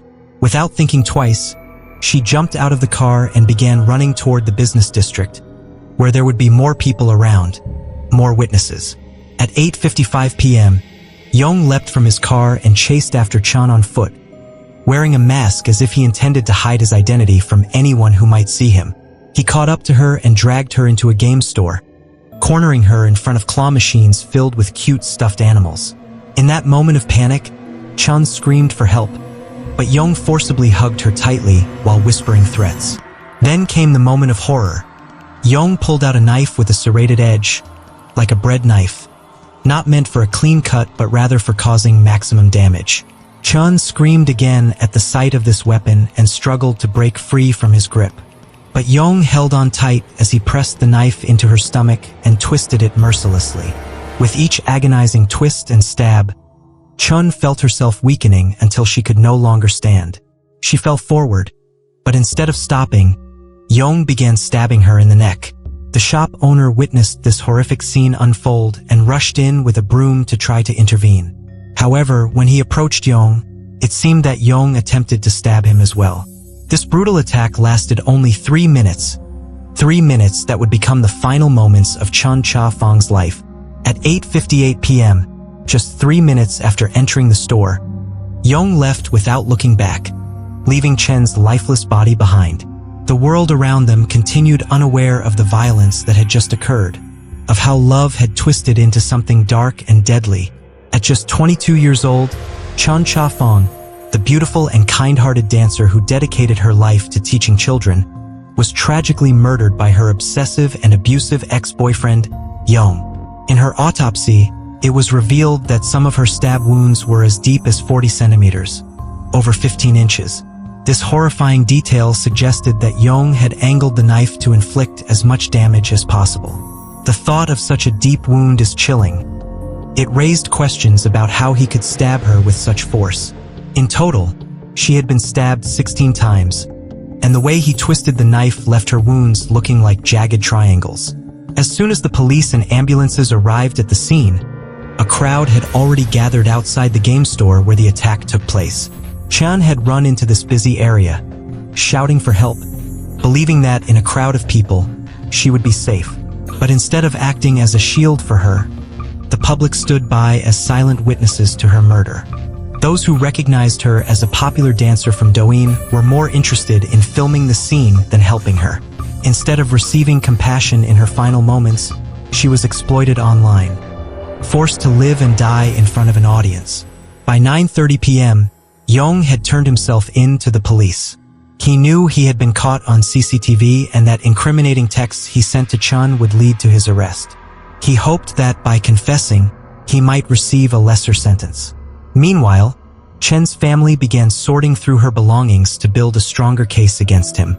They discovered that on the day she was killed, Chun had less than £1 in her bank account because Yong had drained all her savings. Despite earning over £2,000 a month from her job and living with her parents, she had nothing left due to his theft. As they read through her messages on her phone, they found numerous texts revealing Yong's emotional manipulation and verbal abuse. What began as romantic declarations of love turned into threats about breaking into her apartment and harming her. The public opinion surrounding Chen's murder was shockingly misguided. Many online blamed her for the situation, claiming she was cheating or that she must have provoked Yong's rage. This victim blaming added another layer of tragedy to an already heartbreaking story. Chun Cha-Fong deserved support and understanding but instead faced judgment even in death. Her life ended violently at the hands of someone who claimed to love her. A tragic reminder of how obsession can twist into something deadly. It is absolutely infuriating to think that so many people jumped to misogynistic conclusions about Chun Cha-Fong. Many assumed that a beautiful woman like her could never hold a job or pay her own bills, believing she must have relied on a man for financial stability. This mindset dehumanized her, suggesting that she was incapable of earning her own money and implying that she was somehow taking advantage of every man she encountered. Chen's name, which meant she was skilled and full of technique, stood in stark contrast to the narrative some people created around her. While Yong benefited from her hard work and talent, many chose to ignore her accomplishments simply because of her looks. The fact that she was seen as an influencer only added fuel to the fire. People judged her harshly for being pretty and dancing online. In 2018, dancers on Douyin weren't held in high regard in China.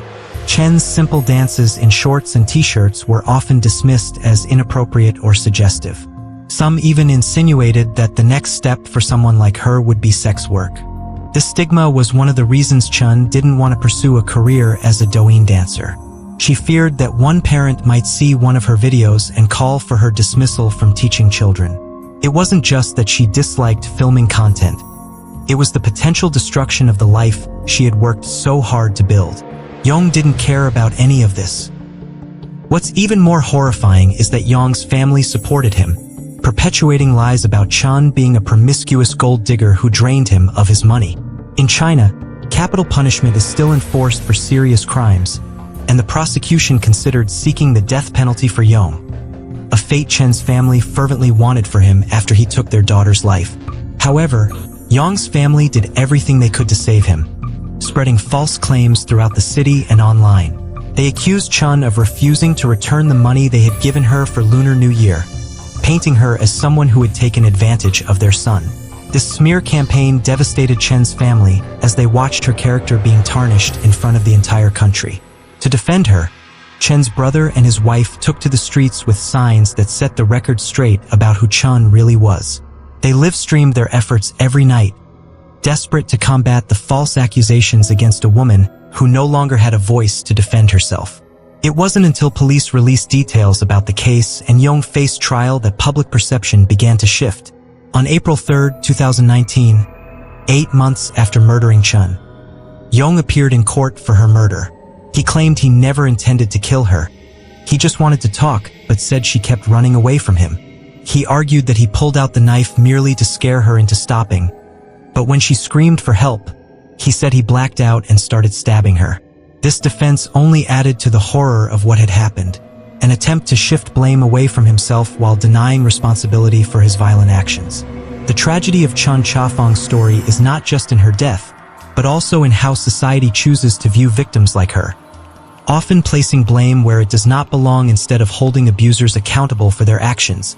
During the trial, Yong went so far as to blame Chen Chafang's mother for her daughter's death. He claimed that if her mother had picked Chen up from work that day instead of letting her ride with a friend, she would still be alive. This was one of the most callous things a murderer could say, as it felt like he was continuing to abuse Chen even after her death by attacking her grieving mother. When Chen's mother heard Yong's accusation in the courtroom, she fainted from the shock and pain of his words. It was an utterly evil act to place such blame on a woman who was already mourning the loss of her daughter. Fortunately, the courtroom did not buy Yong's manipulative tactics. The judge determined that Yong had planned his revenge against Chen because she wouldn't take him back. It was clear he had followed her into the city center with the intent of causing violence if he didn't get what he wanted. He had brought a serrated knife with him, demonstrating his intention to murder Chen in a fit of rage because he could no longer control her. At the end of the trial, Yong was sentenced to death for his crime. Although he immediately tried to appeal the sentence, claiming mental insanity, this tactic fell flat. His family presented a medical certificate showing that he had sought help for depression just days before killing Chen. While depression is a serious issue, it did not excuse his actions. The certificate indicated he had only sought help for his mental health shortly before committing murder, which seemed more like a pre-planned excuse than a genuine defense. Ultimately, his appeal was denied, and his death sentence was upheld. Yong was scheduled to be executed on August 31, 2020. On that same evening, around 20 to 30 of Yong's friends and family gathered outside Chen's family home, screaming and cursing at them. They irrationally blamed Chen's family for their son's execution as if they were responsible for his actions. This reaction is difficult to comprehend. It must have been agonizing for Yong's parents to say goodbye to their son in such circumstances. However, they seemed unable to empathize with Chen's family, who were victims of their son's horrific crime. Instead of recognizing their pain, they chose to terrorize those who had suffered the most. Tensions escalated so much that police had to intervene and escort Yong's father away from the scene as he screamed about how his son was gone, completely disregarding that Chen Chafang was also gone forever because of his son's actions. Yong's last act on this earth was to sign away his organs after his execution in an attempt to make amends for taking Chen's life. However, this gesture felt insincere and performative. It seemed more like an attempt to garner sympathy than genuine remorse. If he truly felt sorry for what he had done, he would have apologized to Chen's family instead of making excuses for his actions.